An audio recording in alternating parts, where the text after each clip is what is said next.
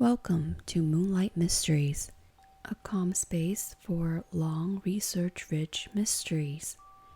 If you enjoy these sleepy deep dives, please like this video, subscribe, and tap the bell so you don't miss new episodes. If you'd like to support the channel, a quick comment with your favorite moment helps more people find us. Now settle in, dim the lights, and let's begin. The Mystery of Maps. A journey through cartographic enigmas. Welcome, fellow travelers, to a journey through the most mysterious and fascinating maps ever created by human hands. For thousands of years, humans have attempted to capture the world on parchment, papyrus, clay, and canvas. Maps are more simple tools for navigation. They are windows into how our ancestors understood their world, what they valued, what they feared, and what they dreamed might lie beyond the horizon. Tonight, we'll explore maps that challenge our understanding of history, maps that contain knowledge seemingly impossible for their time, and maps that continue to puzzle scholars centuries after their creation. We'll travel from ancient Babylon to medieval monasteries, from Ottoman palaces to Chinese imperial courts, uncovering the mysteries that cartographers, intentionally or not, left behind. So settle in, close your eyes, and let your mind wander through the centuries as we unfold these ancient mysteries, one map at a time. The Babylonian Mappa Mundi. Our journey begins in ancient Mesopotamia, approximately 2,600 years ago, with one of the oldest known world maps, the Babylonian Mappa Mundi, also known as the Imago Mundi. Discovered in the ruins of Sapar, Iraq, in the late 19th century, and now housed in the British Museum.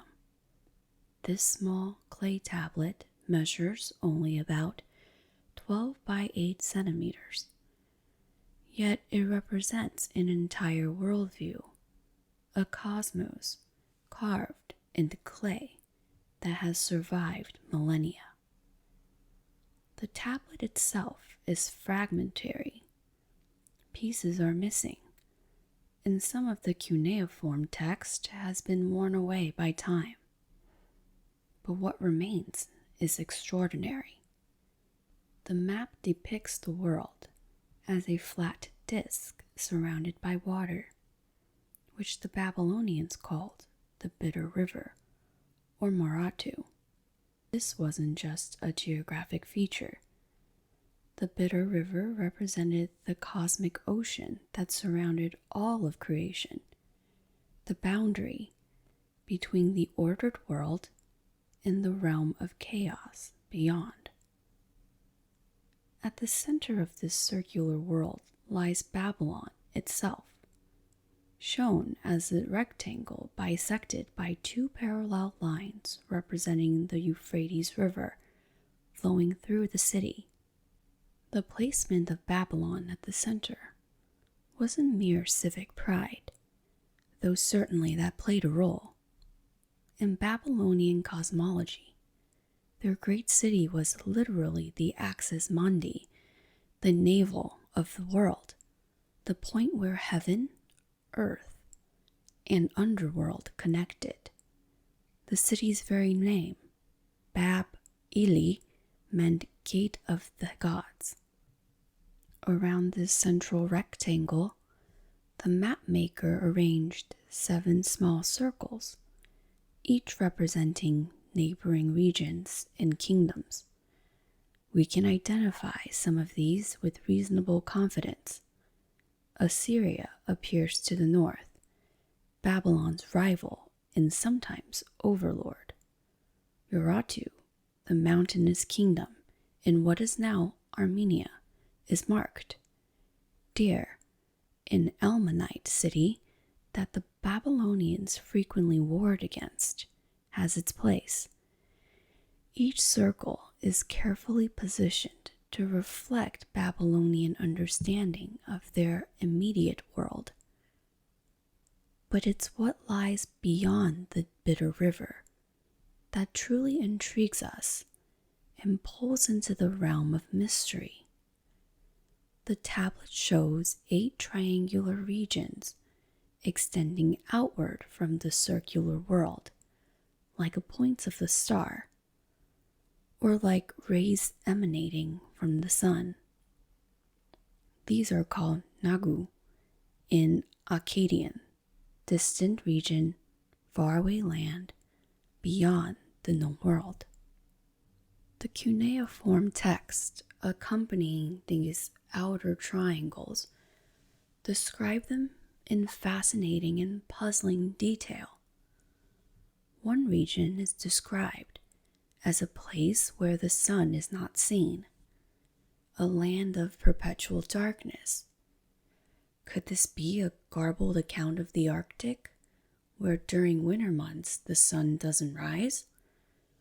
Or was this the mythological realm, a land of death, or the underworld? Ancient Mesopotamian mythology did speak of dark regions beyond the world's edge, where the sun traveled during night. Another triangle is labeled as the land of horned cattle. The description suggests enormous beasts with magnificent horns. Some scholars have speculated this might refer to Aurach, the massive wild cattle that once roamed Europe and Asia, now extinct. Aurochs stood over 6 feet tall at the shoulder with horns that could span 3 feet. To Babylonians, who knew only domesticated cattle, reports of such creature would have seemed almost mythical. A third outer region speaks of a place where the winged bird ends not his flight, perhaps describing vast open landscapes where birds could fly endlessly without encountering obstacles. Was this a poetic description of the open sea? Or distant steppes that stretched to the horizon? The phrase has a haunting quality, suggesting both freedom and emptiness, vastness and desolation. Yet another triangle mentions the Great Wall, though what wall this refers to remains debated. Some scholars suggest it might be an early reference to fortifications in Central Asia. Others think it could be mythological, a wall at the edge of the world, like the walls that would appear in later cosmography, separating the realm of humanity from realms beyond. One of the most intriguing descriptions tell of a place where nothing at all can be seen. Not darkness, as in the earlier description, but absence, a void, perhaps a desert so vast and featureless that invisibility itself becomes meaningless. The Babylonians knew the Syrian desert and the Arabian desert. Perhaps travelers had told of regions so barren, so devoid of landmarks, that one could travel for days seeing nothing but sky and sand. The text on the reverse side of the tablet becomes even more fascinating and mysterious. Here, the scribe provides what appears to be a systematic description of distances to these outer regions, measured in beru. A beru was a Babylonian unit of distance, approximately equivalent to 10.8 kilometers, or about 6.7 miles, though it also represented the time it took to walk that distance, roughly 2 hours. The distances given are staggering. One outer region is described as being 4 double hours' journey beyond the Bitter River, suggesting travel of 8 biru, or about 86 kilometers beyond the known world's edge. Another requires travel of 7 double hours' journey, 14 biru, nearly 150 kilometers into the unknown. But here's where things become puzzling. These distances seem impossibly specific for lands that were supposedly unknown. If no one had traveled to these places, how did the map makers know how far away they were? Several explanations present themselves, each raising its own questions. Perhaps these distances weren't meant to be literal traveled. They might be cosmological distances, calculated through mathematical or astronomical principles, rather than physical journey. Babylonian scholars were sophisticated mathematicians and astronomers. They calculated celestial distances, predicted eclipse, and maintained detailed astronomical records.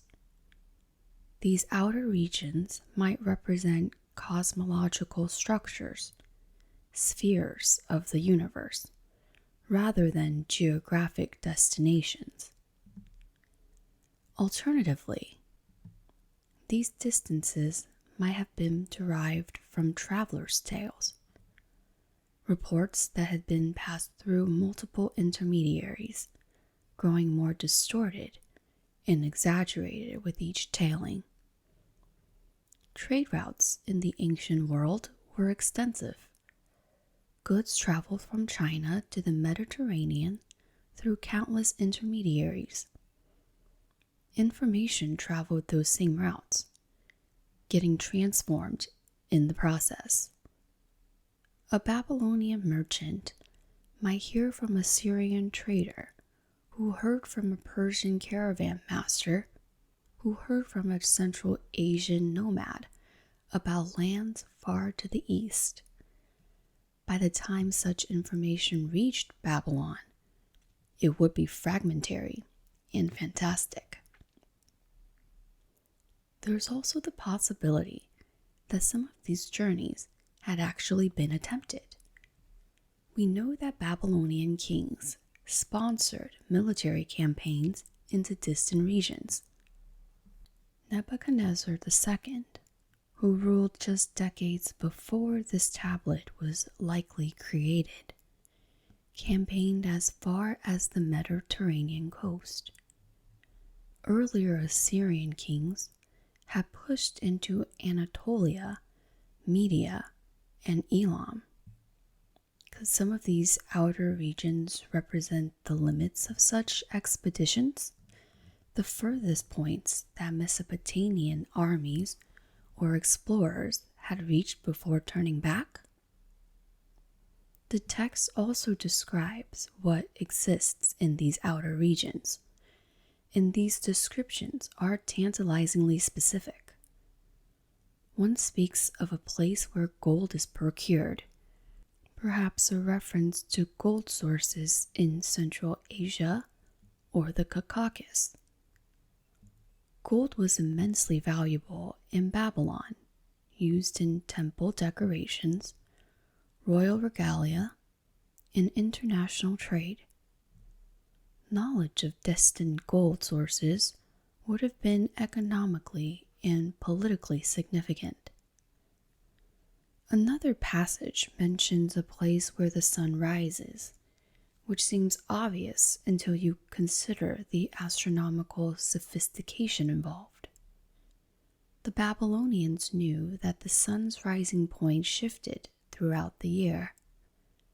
The summer solstice sunset occurred at a different azimuth than the winter solstice sunset. Were they describing a region at a latitude significantly different from Babylon's, where the sun's behavior was noticeably different?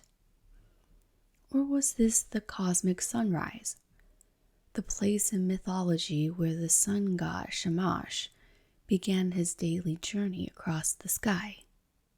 One of the outer triangle describes a place where there is a bull that attacks a man. This might be the same region as the land of the horned cattle mentioned earlier, but the phrasing suggests danger, not just large cattle, but aggressive ones that threaten human travelers.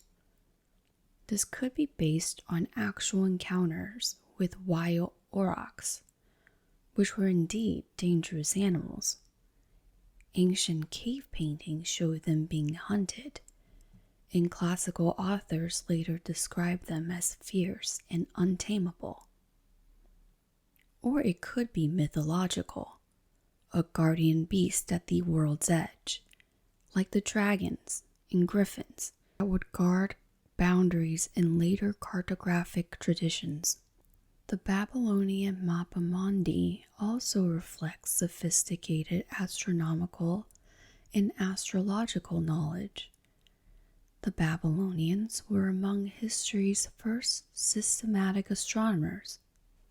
They tracked planetary movements, predicted lunar eclipse, and developed the zodiac. Some scholars argue that the circular map with its 8 triangular projections might represent not just geographic space, but astronomical space, a projection of celestial bodies or astronomical houses onto earthly geography. The number 8 itself is significant. 8 points, 8 outer regions. In Babylonian numerology and cosmology, 8 had special meaning. There were 8 gates in the walls of Babylon.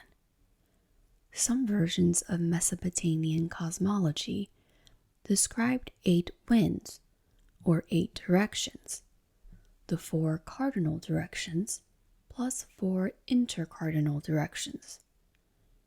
The 8 triangles on the map might represent these 8 winds, the 8 directions from which travelers, weather, and news arrived.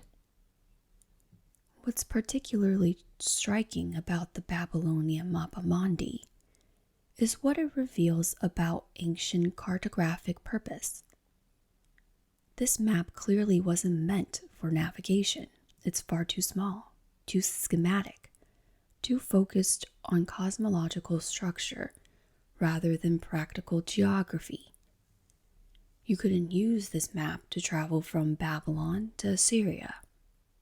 The distances are wrong, the directions imprecise, the details insufficient. Instead, this map seems to be a cosmographic diagram, a visual representation of how the Babylonians understood the structure of reality itself. It shows the relationship between the known world, Babylon, and its immediate neighbors, the cosmic ocean, the Bitter River, and the distant regions beyond. It's a map of cosmic order, showing Babylon's central place in a universe that extends outward through increasingly distant and exotic regions until reaching the ultimate boundaries of existence. This cosmographic function explains why the map includes both practical geographic information, the Euphrates River, neighboring cities, and mythological or theoretical information, the distant dark land, the region of endless bird flight. For the Babylonians, these weren't different categories of knowledge. Geographic space and cosmic space were unified. To map the world was necessarily to map the cosmos. The map also reflects Babylonian political ideology. By placing Babylon at the center, it made a claim about Babylonian supremacy and importance. This was created during the Neo-Babylonian period, when Babylon had reasserted its independence and power after centuries of Assyrian domination. King Nebuchadnezzar II had made Babylon the greatest city in the known world, with its famous hanging gardens and massive city walls. This map, in a small way, declared that Babylon was the center of everything, politically, geographically, and cosmologically. The survival of this map is itself remarkable. Clay tablets are durable, but they're also fragile. This one survived 2,600 years buried in the ruins of Sippar. It survived the collapse of the Babylonian Empire when the Persians conquered Mesopotamia. It survived Alexander the Great's conquest of Persia. It survived the Parthian and Sasanian empires, the Islamic conquest, the Mongol invasion.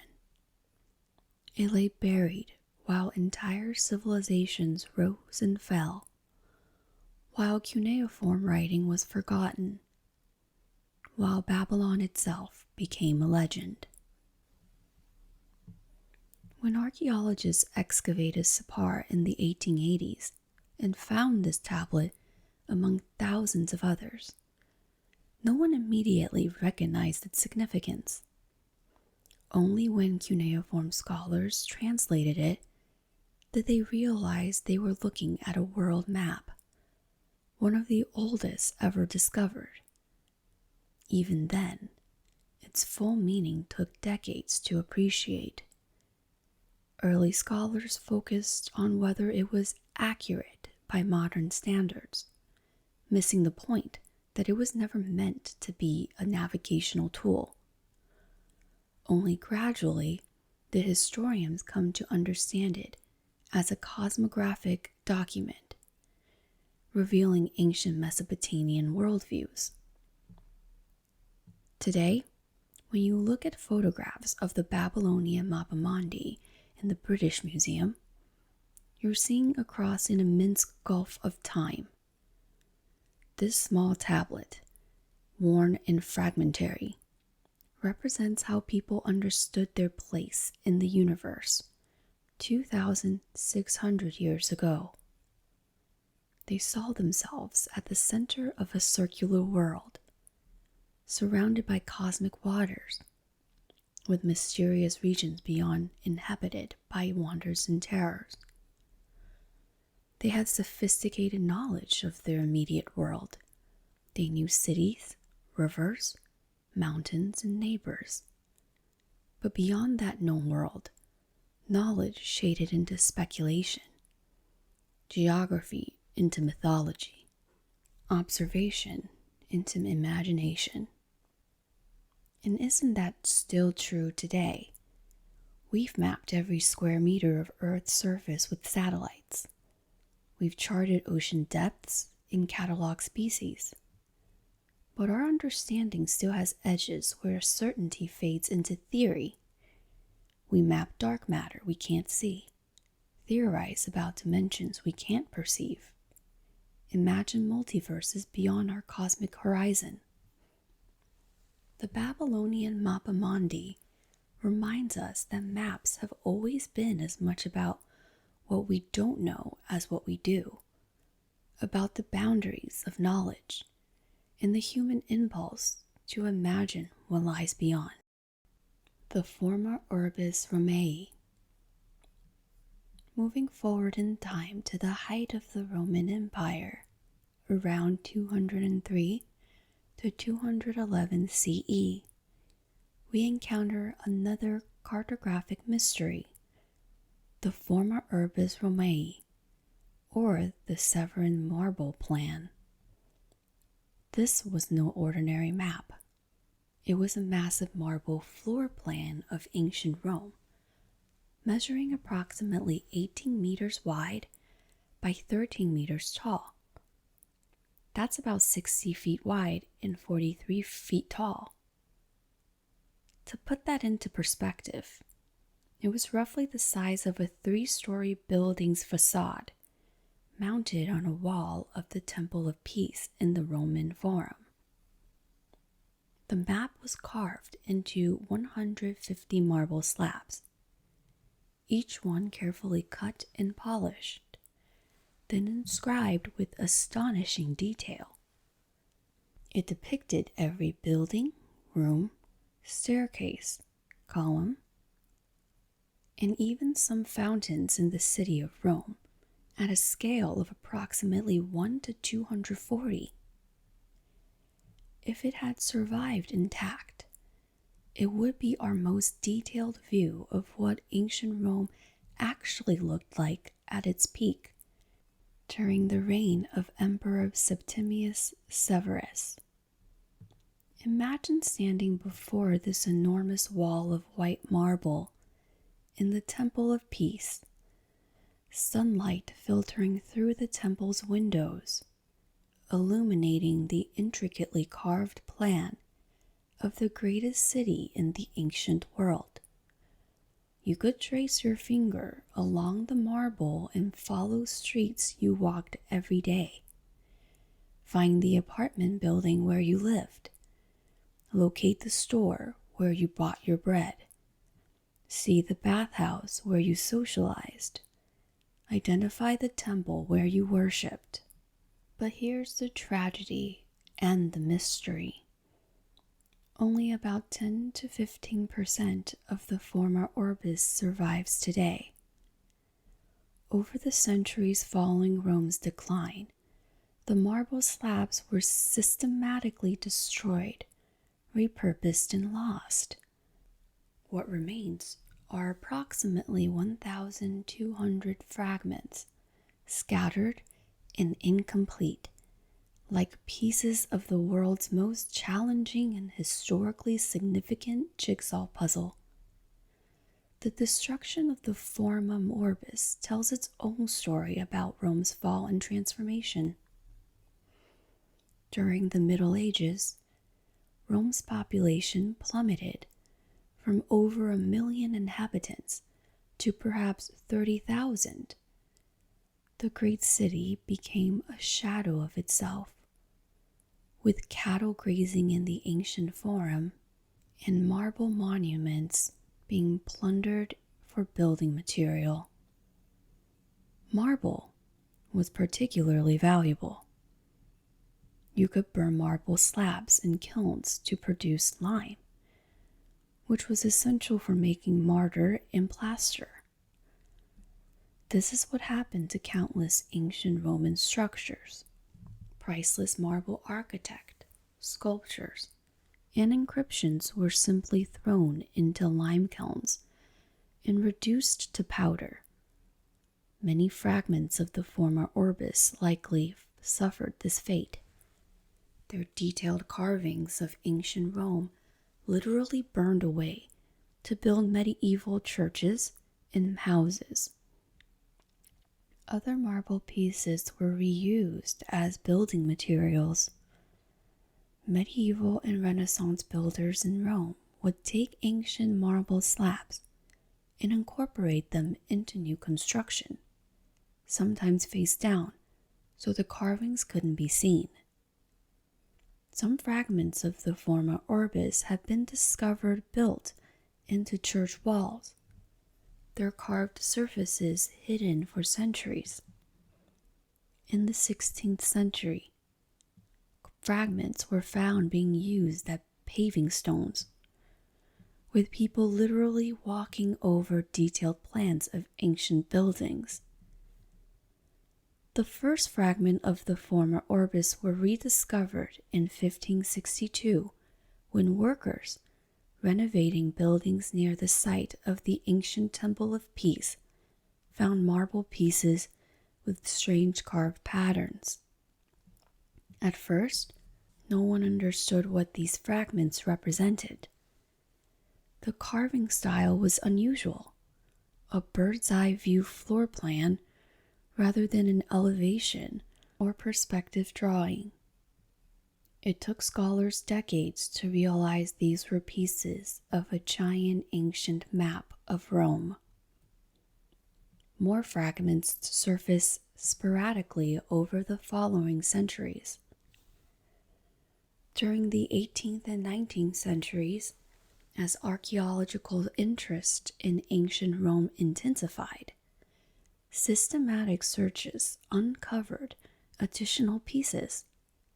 Some were found in ruins, others emerged from private collections.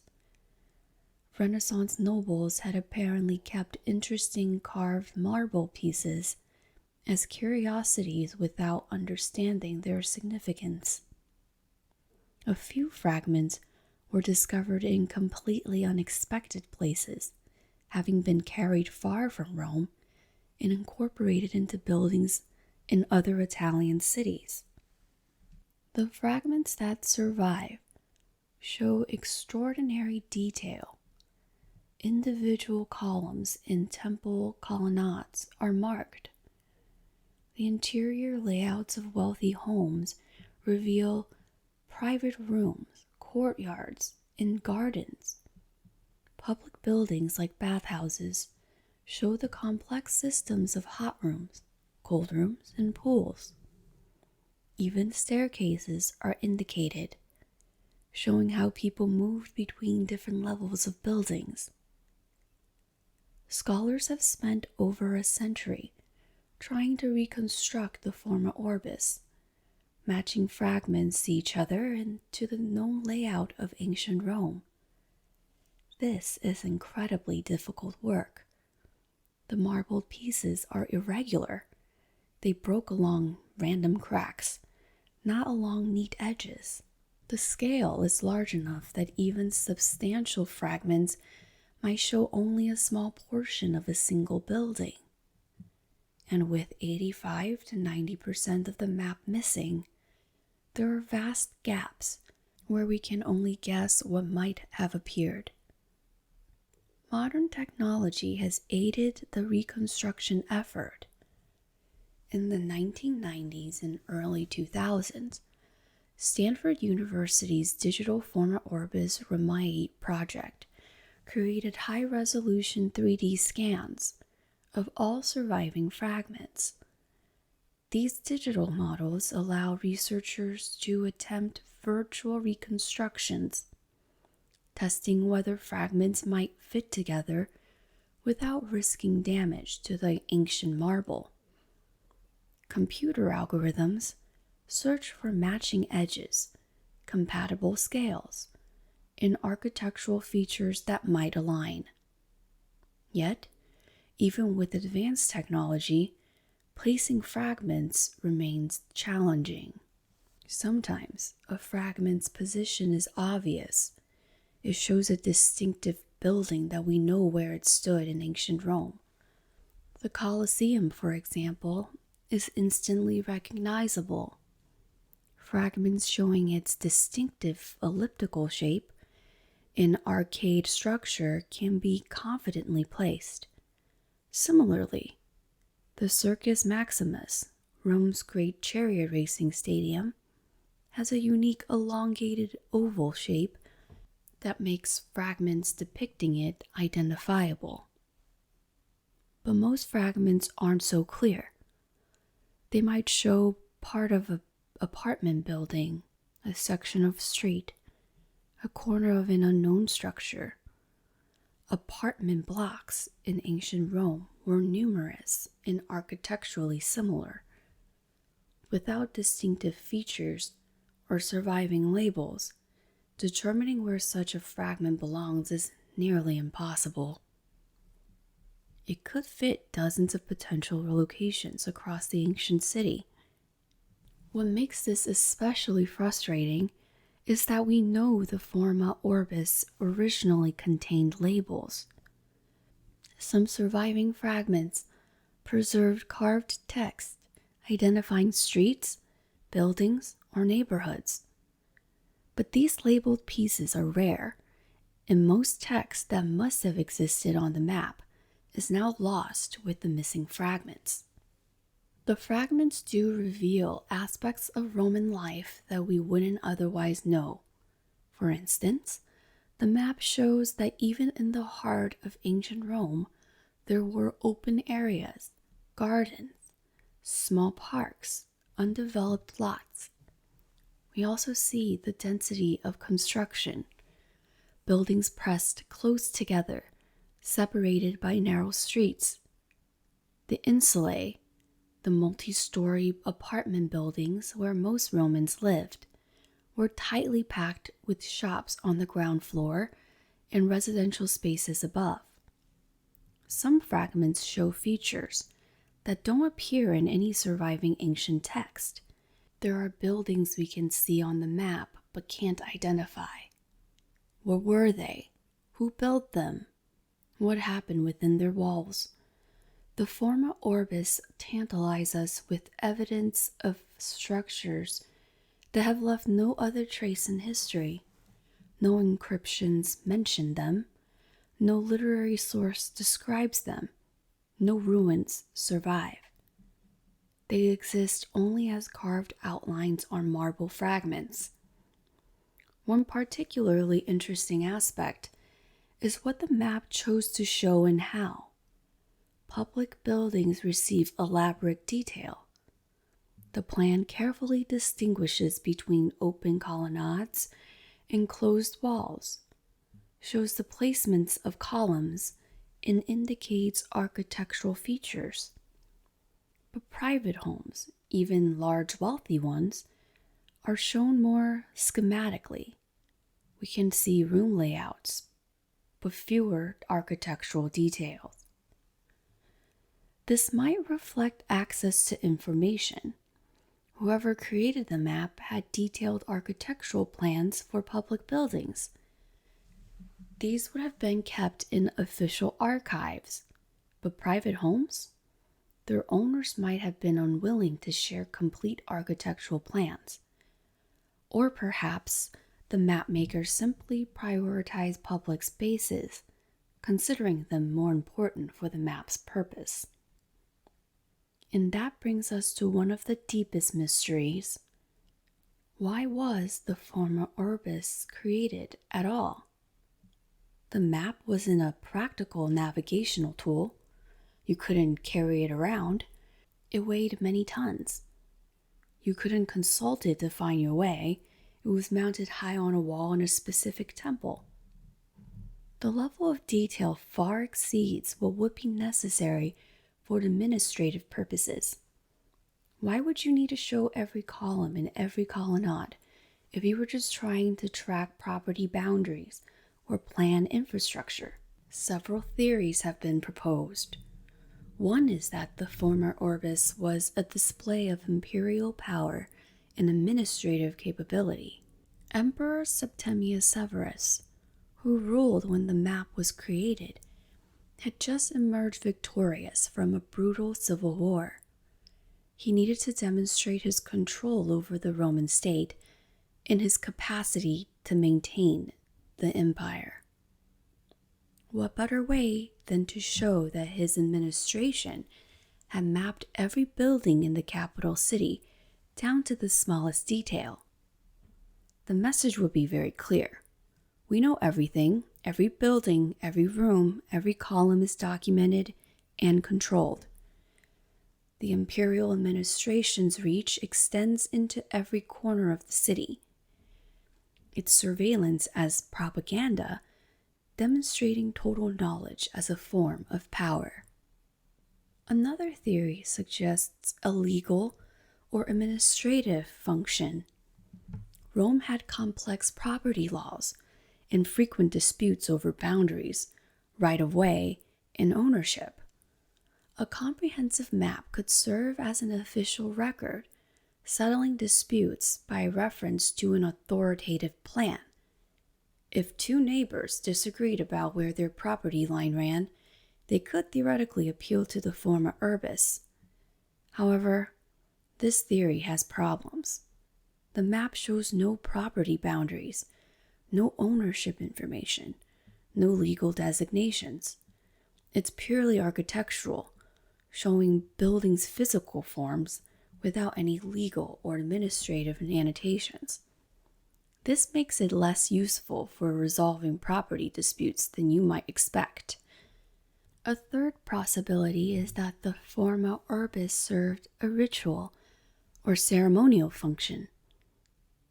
The Temple of Peace, where it was displayed, was not primarily an administrative building, but a religious and cultural space. It housed a library and art collection. It was a place of prestige and contemplation. Perhaps the map was meant to be appreciated as an achievement in itself, a masterwork of surveying, cartography, and stone carving that glorified Rome by representing its physical magnificence. There's also a deeper question. Who was the intended audience? The map was displayed in Latin, carved in a style that required some education to read. It was mounted high on a wall, making detailed examination difficult. The Temple of Peace was accessible to the public. It was in the heart of Rome. Travelers from distant provinces could rarely see it. Perhaps the primary audience was Rome's elite, senators, wealthy merchants, and imperial officials. For them, the map would serve as a constant reminder of Rome's grandeur and their place within it. They could stand before the Forma Urbis and see their own homes, the Senate House where they debated, the temple where they performed public rituals, the Forum where they conducted business. The map made visible the physical infrastructure of power in which they participated. The craftsmanship required to create the Forma Urbis was extraordinary.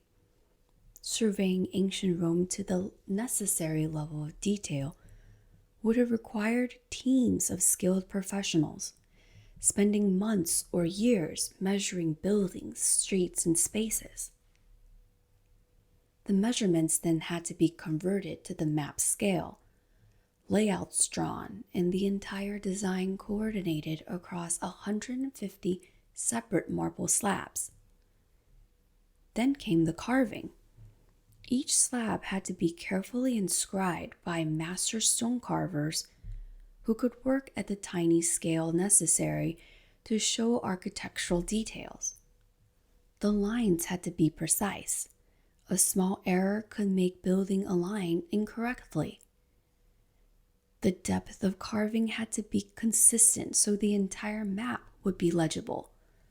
And all 150 slabs had to fit together perfectly when mounted on the wall.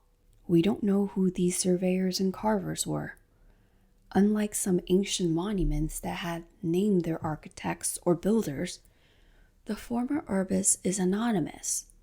The people who created this remarkable achievement left no signature, no inscription claiming credit. They were skilled professionals working for the imperial administration, their names lost to history, even as their work partially survives. The location where the map was displayed is itself significant. The Temple of Peace was built by Emperor Vespasian in 75 CE to celebrate his victory in the Jewish War and the capture of Jerusalem. It housed treasures looted from the Jewish temple, including the golden menorah. It was a statement about Roman power and the consequences of challenging Rome. Mounting the Forma Urbis here connected the map to these themes. Rome had conquered Jerusalem, destroyed its temple, and brought back its treasures. Now Rome displayed a map of itself, showing its own grandeur, its ordered streets and magnificent buildings, implicitly contrasting Roman civilization with the conquered and destroyed Jerusalem. This adds a darker dimension to the map's meaning. It wasn't just a neutral record of urban geography. It was a propaganda tool, demonstrating Roman superiority in power.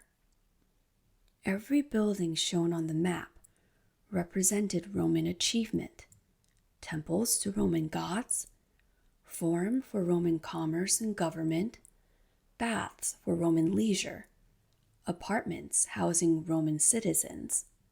The city's physical form embodied Roman values and power.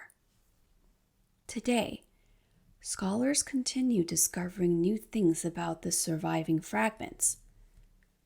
Recent studies using advanced imaging techniques have revealed details not visible to the naked eye, traces of paint that once colored the map, tool marks showing how the carving was done, repairs made in antiquity suggesting the map was maintained and updated over time.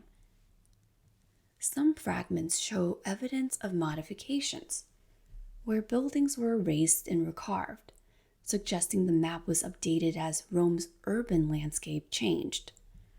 Buildings were demolished and new ones built. Streets were widened and rerouted. The Forma Urbis appears to have been a living document, not a frozen moment, but an evolving record. This raises the tantalizing possibility that if the map had survived intact and continued to be updated, we might have a century-by-century record of how Rome's physical form changed through the late Empire. We could watch neighborhoods develop, see where buildings fell into disrepair, track the urban transformations that accompanied Rome's eventual decline. But that possibility was lost when the marble was destroyed. The Forma Urbis Romae stands as a monument to both human achievement and human loss. It represents an incredible accomplishment, mapping an entire ancient metropolis at extraordinary detail.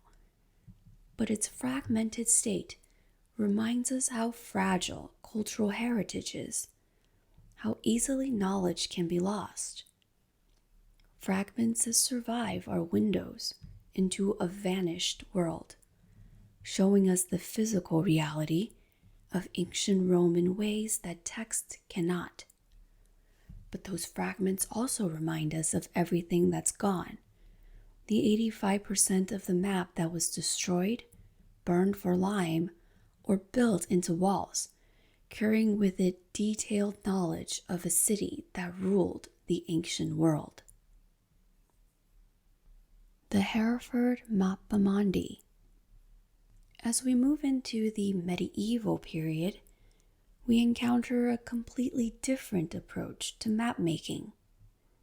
The Hereford Mappa Mundi, created around 1300 CE, and still preserved in Hereford Cathedral in England, is one of the largest and most elaborate medieval world maps to survive to the present day.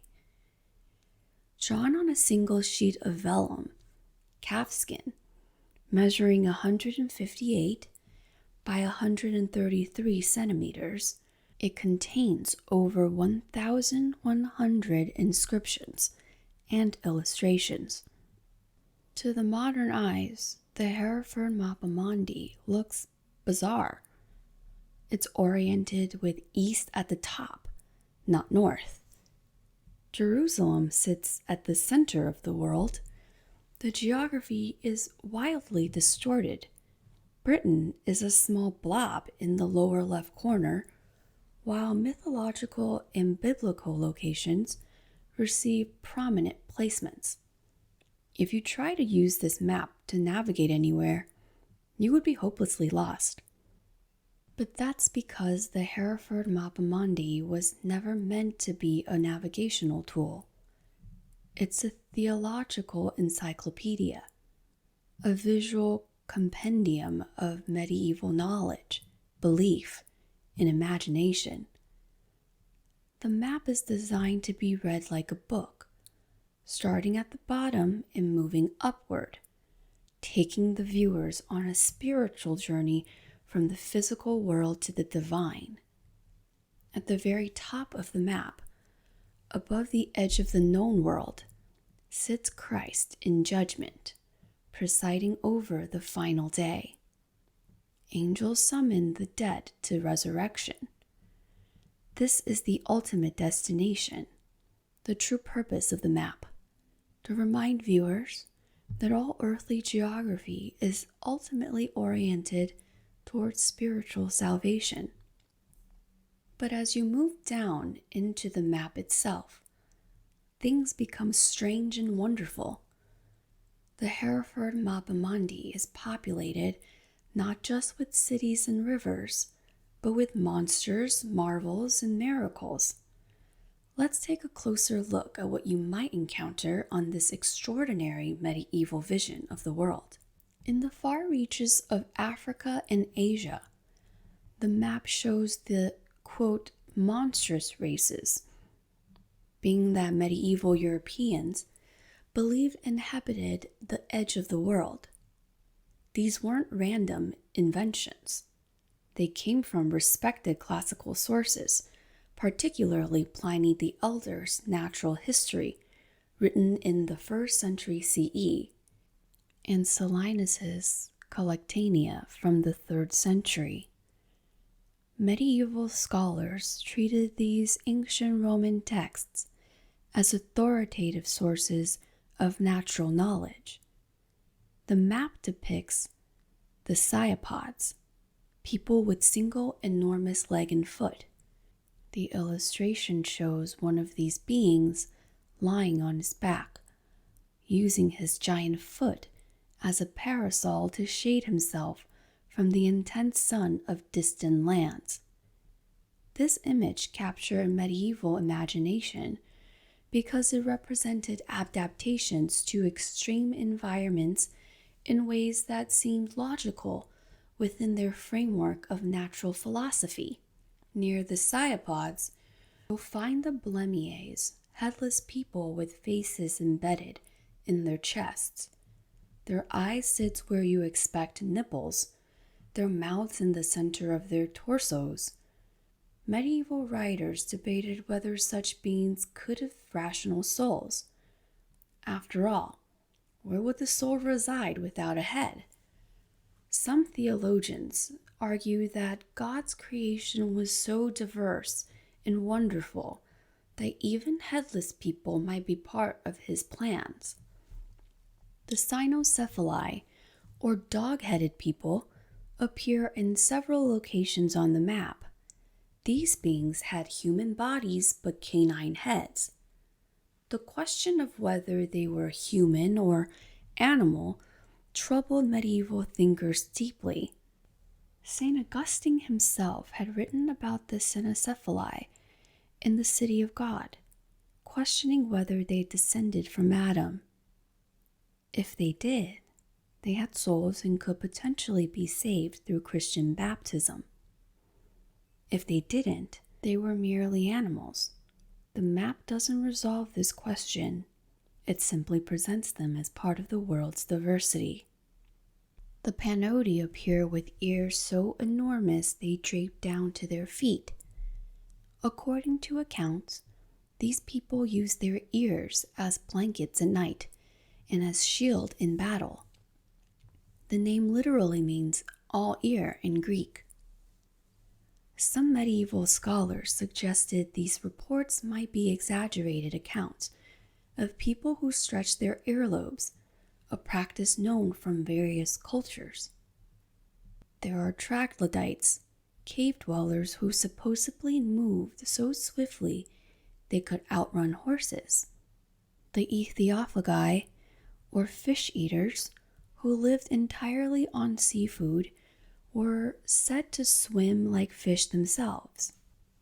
The anthropophagi, cannibals whose presence at the edge of the world represented the ultimate human transgression.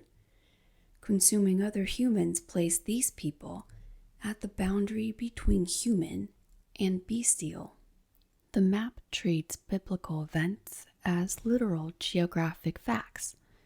At the eastern edge, oriented at the top of the map, lies the Garden of Eden, depicted as a circular island surrounded by walls of flame. 4 rivers flow from Eden: the Tigris, Euphrates, Gihon, and Pishon, exactly as described in Genesis. Medieval theologians debated whether Eden still existed as a physical place or had it been destroyed in Noah's flood.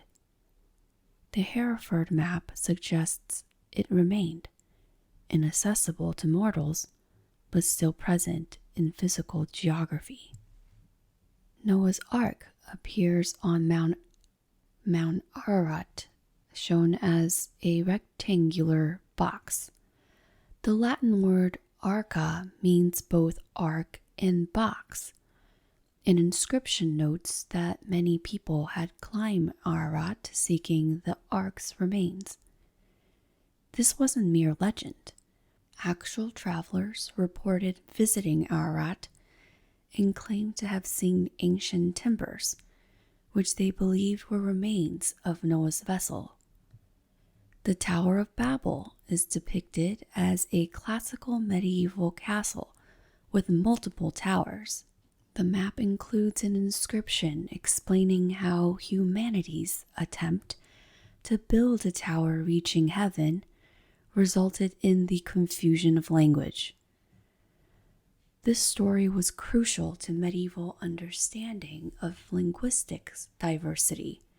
It explained why different people spoke different languages and couldn't understand each other. The Red Sea, through which Moses led the Israelites, is colored bright red on the map. This wasn't just literal-minded illustration. Medieval scholars knew the sea wasn't actually red, but they believed the name commemorated the miracle described in Exodus, so depicting it in red honored that sacred history.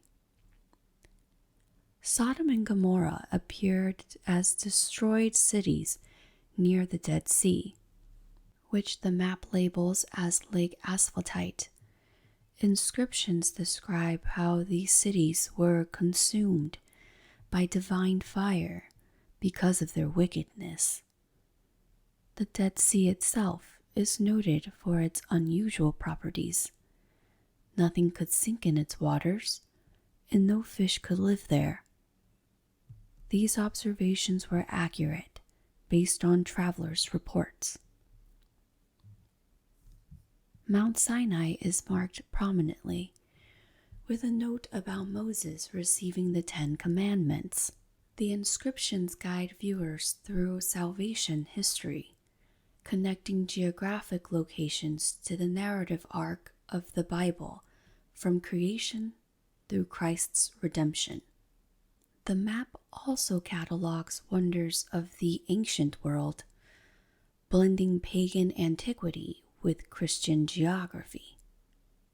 The pyramids of Egypt are shown, but identified as Joseph's granaries, a common medieval interpretation.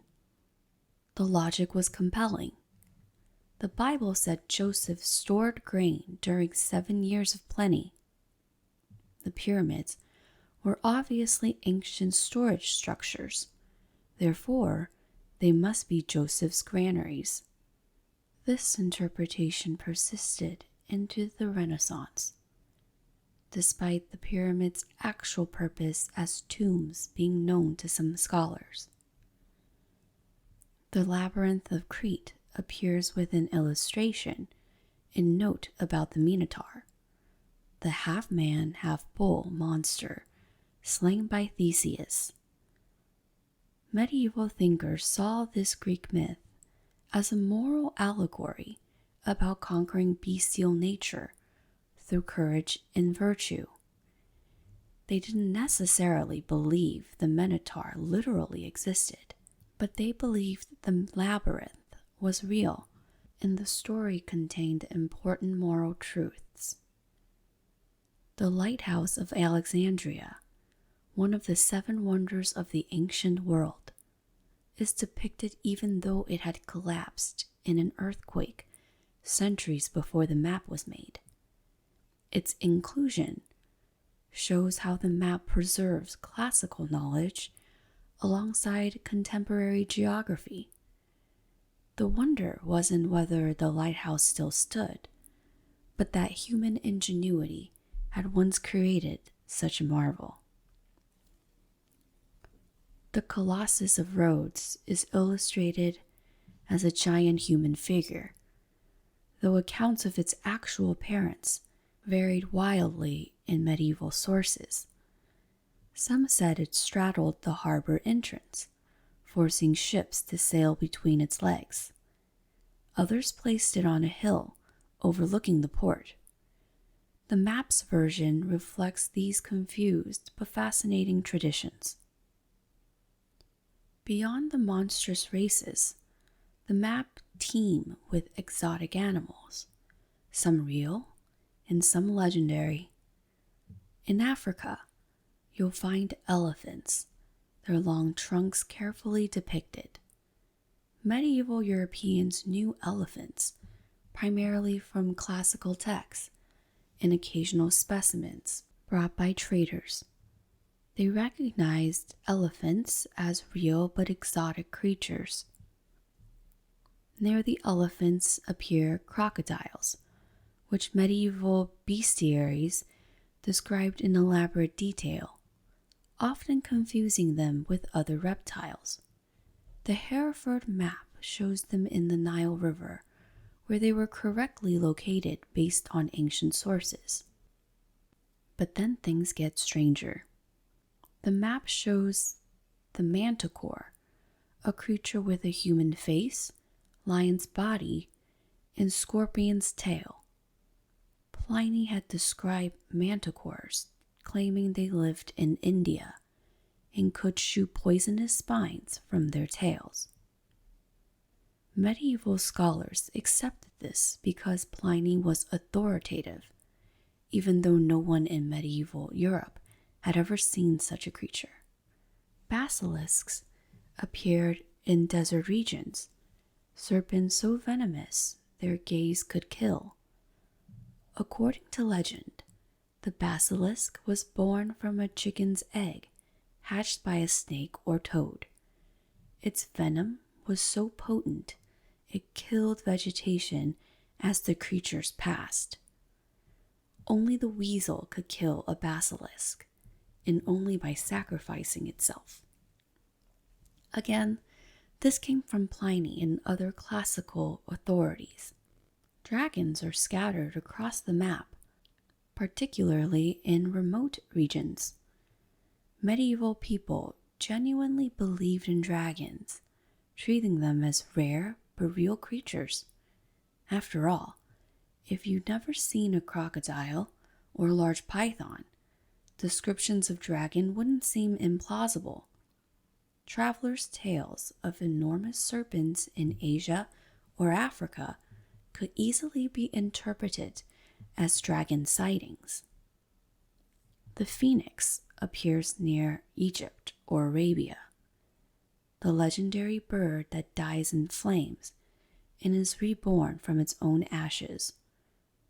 Early Christian writers had adopted the phoenix as a symbol of resurrection, so it occupied a space between natural history and religious symbolism. Was it a real bird with miraculous properties? Or a purely symbolic creature? The map doesn't differentiate. In the oceans, sea monsters abound. Medieval sailors genuinely feared enormous sea creatures, given that sperm whales, giant squid, and other large marine animals did exist. Some of these fears had basis in reality. But the map shows creatures that blend observation with imagination. Fish with human faces, serpents large enough to sink ships, hybrid creatures mixing features of different animals. Despite all the mythological and biblical content, the Hereford Mappa Mundi also contains genuinely geographical knowledge. It shows over 500 real cities and towns, mostly in Europe and the Mediterranean world. Major rivers are depicted: the Nile, the Danube, Rhine, and others. Mountain ranges appear in approximately correct positions. Britain, though distorted and undersized, is recognizable. Scotland, England, and Wales are distinguished. Major cities like London, Lincoln, and Winchester are marked. Ireland appears nearby. This local geography would have been familiar to the map's viewers at Hereford Cathedral. The Mediterranean Sea is shown in reasonable proportion, with Italy's distinctive boot shape visible. Major islands: Sicily, Sardinia, Corsica, Cyprus, Crete, are present. Constantinople, the great city that linked Europe and Asia, receives prominent placement. The Holy Land is depicted in detail, reflecting its spiritual importance. Jerusalem sits at the map's center, with the Church of the Holy Sepulchre carefully illustrated. Bethlehem, Nazareth, the Jordan River, the Sea of Galilee. All the sacred sites of Christianity are marked and labeled. Trade routes that connected medieval Europe to Asia are traceable on the map.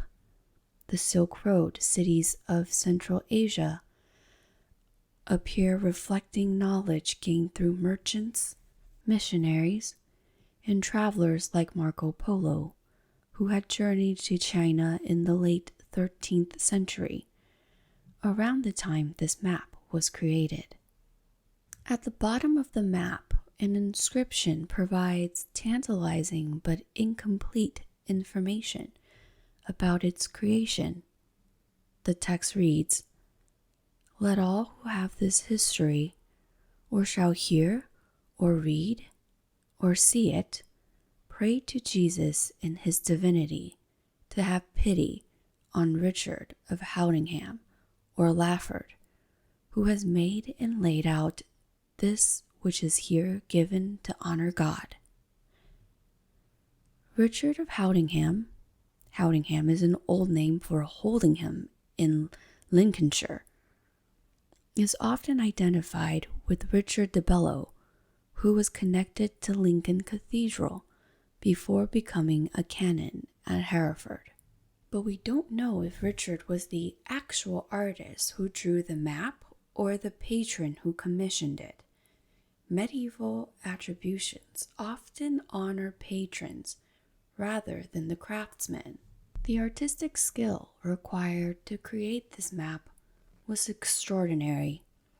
Someone had to design the overall composition, decide what to include from countless sources, create hundreds of individual illustrations, write over 1,000 inscriptions in careful Latin script, all on a single piece of vellum. One mistake could ruin months of work. The precision and artistry suggest a master craftsman, probably trained in a major monastic scriptorium, where such skills were developed. Why was such an expensive and elaborate map created for Hereford Cathedral, which wasn't a major intellectual center like Paris, Oxford, or Bologna? We don't know. Perhaps it was commissioned by a wealthy patron. Perhaps it was a gift to the cathedral.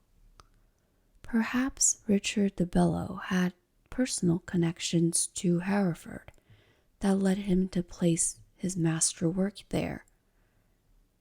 The map was designed to be displayed on a wall, where viewers could stand before it and trace their eyes across its surface. It would have been a focal point for teaching, contemplation, and wonder. Imagine medieval visitors to the cathedral, perhaps pilgrims on their way to other destinations, stopping before this enormous map and having their worldview literally displayed before them.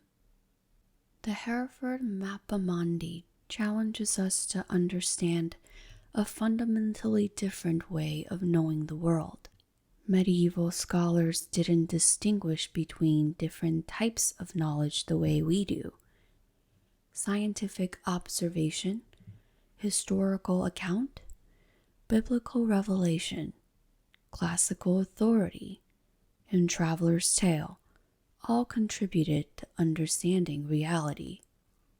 When a medieval scholar looked at the Hereford map, they didn't see it as inaccurate. They saw it as comprehensive.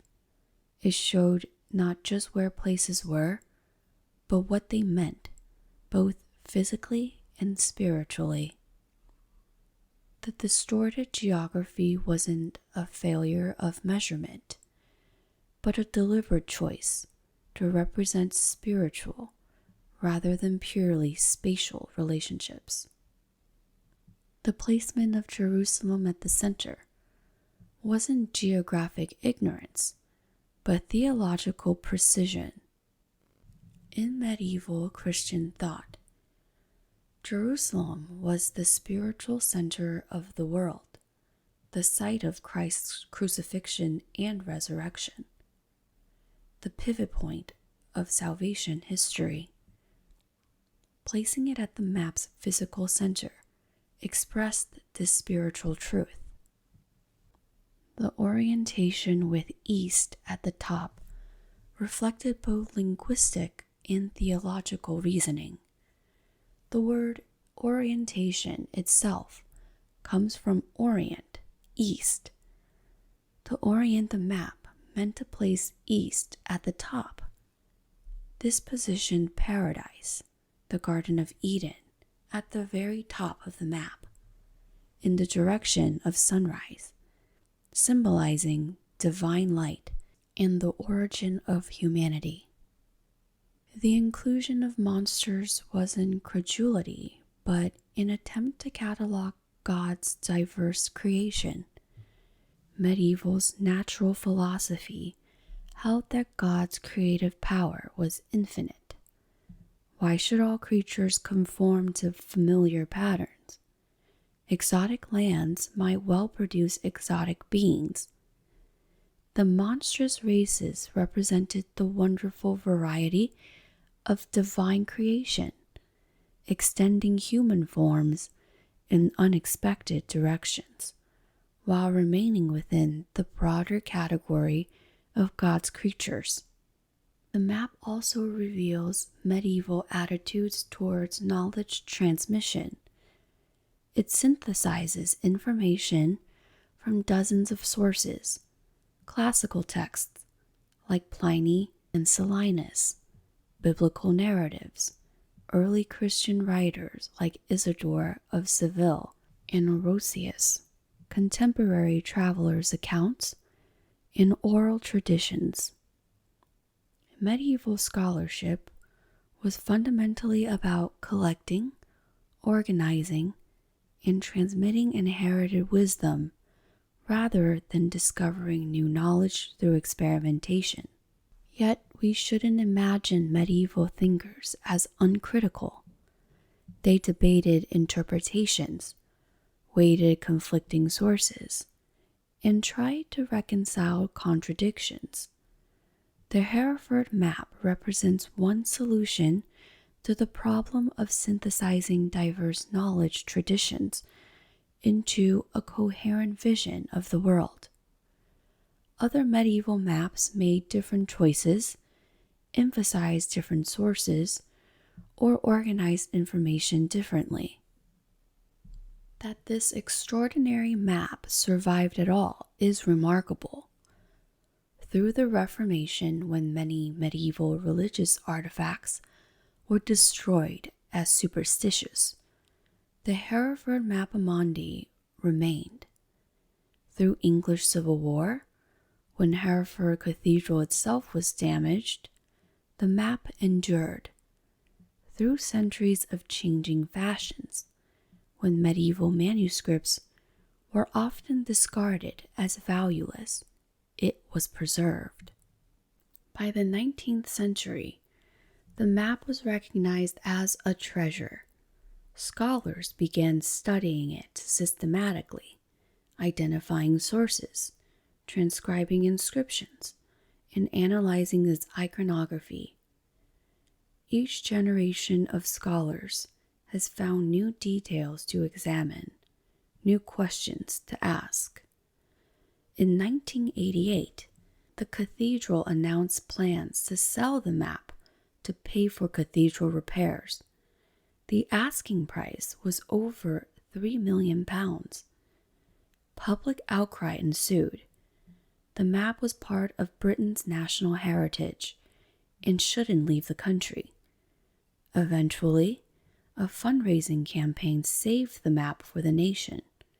It now resides in a specially constructed, climate-controlled case in Hereford Cathedral, where visitors can examine it in detail. Modern technology has revealed aspects invisible to earlier viewers. Ultraviolet imaging has shown erased mistakes and corrections. High-resolution photography allows scholars worldwide to examine details without traveling to Hereford. Digital reconstruction have explored what the map might have looked like when its colors were fresh and vibrant. The Hereford Mappa Mundi stands as a window into medieval consciousness, a vision of a world where geography, theology, history, and mythology intertwined seamlessly, where the measure of truth wasn't accurate by modern standards, but comprehensiveness of meaning, and where a map could be simultaneously a guide to the world, a textbook of history, a catalogue of wonders, and a meditation on divine creation and human salvation. The Vinland Map Controversy. Now we come to one of the most controversial maps in history, a map that, if authentic, would prove Viking exploration of North America occurred decades before Columbus's voyage. The Vinland Map, allegedly created around 1440, shows a remarkable feature in the North Atlantic, an island labeled Vinland, with a Latin inscription describing how Leif Erikson and his companions visited this land in the 11th century.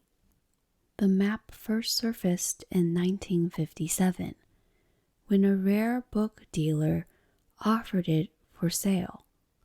It was bound together with a medieval text called the Historia Tartarum, an account of a mission to the Mongols in the 1240s.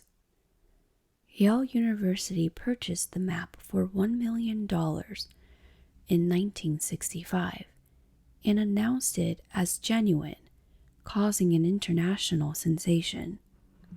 If authentic, the Vinland map would be the earliest known cartographic depiction of any part of the Americas. It shows not just Europe, Africa, and Asia, but also Iceland, Greenland, and to the west of Greenland, an island labeled Vinalanda Insula, described as having been discovered by Bjorni and Leif and Company. The map aligns perfectly with Norse sagas that describe Viking voyages to North America. The saga tells of Bjorni Hjörofsson, who was blown off course around 985 CE and cited unknown lands to the west. Later, Leif Erikson, son of Eric the Red, explored these lands and established a settlement called Vinland, likely somewhere in Newfoundland. Archaeological evidence at Lance O Meadows in Newfoundland confirms Viking presence in North America around 1000 CE. So what's the problem? Why don't we accept the Vinland map as proof that the pre-Columbian knowledge of America was more widespread than we thought? The controversy began almost immediately. In 1972, scientists at the University of Chicago used a technique called particle-induced X-ray emission to analyze the ink. They found anatase, a crystalline form of titanium dioxide that wasn't available in medieval times. It's a modern pigment.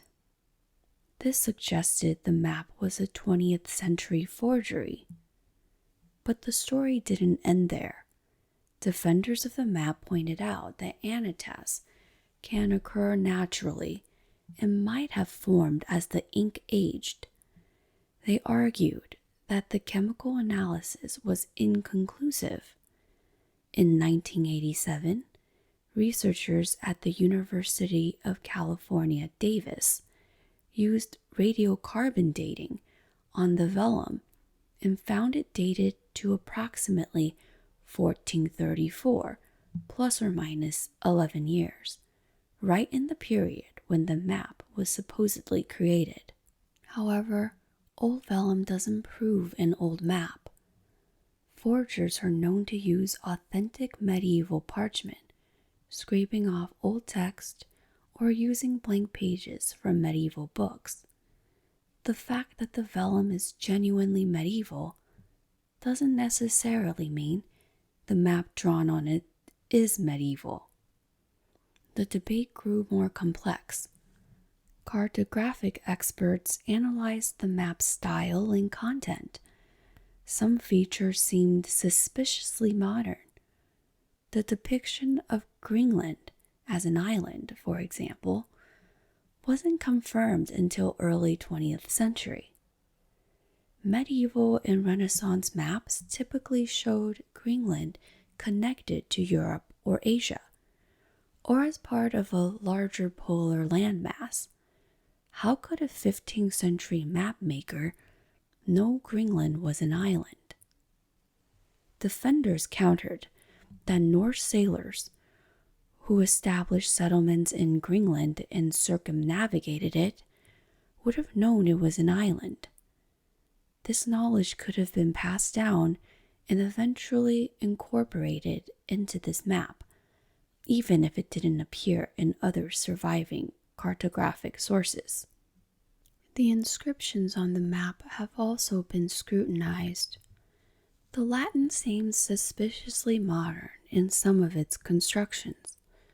The paleography, the style of handwriting, has been questioned. Some experts believe the hand that wrote the inscriptions on the Vinland map doesn't quite match the style of writing from the mid-15th century. In 2002, a comprehensive analysis was published that seemed to settle the matter. Researchers found that the map's ink contained anatase in a form that was almost certainly modern. They also demonstrated that the wormholes in the Vinland map didn't align properly with the wormholes in the Historia Tartarum, suggesting the documents weren't bound together originally as claimed. Yet even this didn't end the debate. In 2018, new research using advanced Raman spectroscopy suggested the ink composition might be consistent with medieval manufacturers after all. The researchers argued that previous analysis had been misinterpreted and that anatase could indeed form naturally in medieval iron gall ink. So where does that leave us? As of the early 21st century, scholarly consensus leans heavily towards the map being a forgery, probably created in the 1920s or 1930s. But a minority of scholars still defends its authenticity, and new analyses continue to appear. The Vinland Map Controversy reveals something important about how we evaluate historical evidence. We want physical proof, chemical analysis, scientific dating, but we also need to consider historical plausibility, stylistic consistency, and documentary context. When those different types of evidence conflict, how do we decide what to believe? The irony is that we don't need the Vinland map to prove Norse exploration of North America. We have the sagas. We have the archaeological sites at Lonsö Meadows. We know Vikings reached America long before Columbus. The map, if genuine, would simply show that knowledge of Viking discoveries was more widespread in medieval Europe than other evidence suggests. If it's a forgery, it's a cautionary tale about wishful thinking and the desire to rewrite history. The mystery of the Vinland map is ultimately a mystery about truth and authenticity in an age of digital manipulation and deepfakes. The questions it raises feel more relevant than ever. How do we verify what's real? What counts as proof? And what do we do when the evidence points in contradictory directions? The Piri Reis Map. Now we come to perhaps the most famous mysterious map of all. The one that has spawned countless theories, books, documentaries, and debates. The Piri Reis Map, created in 1513 by the Ottoman admiral and cartographer Piri Reis, is extraordinary for many reasons. But it's the suggestions of impossible knowledge, particularly regarding Antarctica, that have made it a fixture in alternative history. The map was rediscovered in 1929 during the renovations of the Topkapi Palace in Istanbul. It was found rolled up and forgotten, part of a larger collection of Ottoman documents. Only about 1/3 of the original map survives. It shows the western coast of Africa, the eastern coast of South America, and various Atlantic islands. The full map, now lost, apparently showed much more. What immediately struck scholars was the date and quality of the map. Created just 21 years after Columbus's first voyage, it showed the South American coastline with remarkable accuracy for such an early date. The eastern bulge of Brazil is depicted clearly. The mouth of the Amazon and other rivers are marked. Caribbean islands are shown in approximately correct positions. But it's what Piri Reis wrote on the map that has caused the greatest excitement and controversy. In detailed notes scattered across the map, Piri Reis explained that he compiled his map from approximately 20 source maps, some of them ancient. He specifically mentions that he used a map that had been in the possession of Christopher Columbus captured from a Spanish sailor during a naval battle. He also claims to have used maps from the time of Alexander, referring to Alexander the Great, more than 1,800 years earlier. Now we get to the controversial part. The southern portion of the map shows a coastline that some researchers have identified as the northern coast of Antarctica. If true, this would be impossible. Antarctica wasn't officially discovered until 1820, more than 300 years after Piri Reis drew his map. European explorers didn't see Antarctic's coast until decades after it was first sighted. But wait, it gets stranger.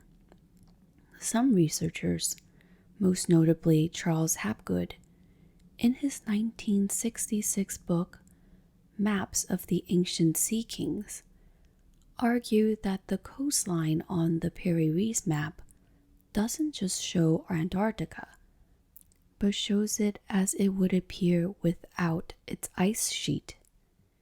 Hapgood and his followers claim the map depicted Antarctica's features that are currently buried under 2 miles of ice, features that could only have been mapped before the ice formed, which would mean tens of thousands of years ago. This theory has been enormously popular in alternative archaeology circles.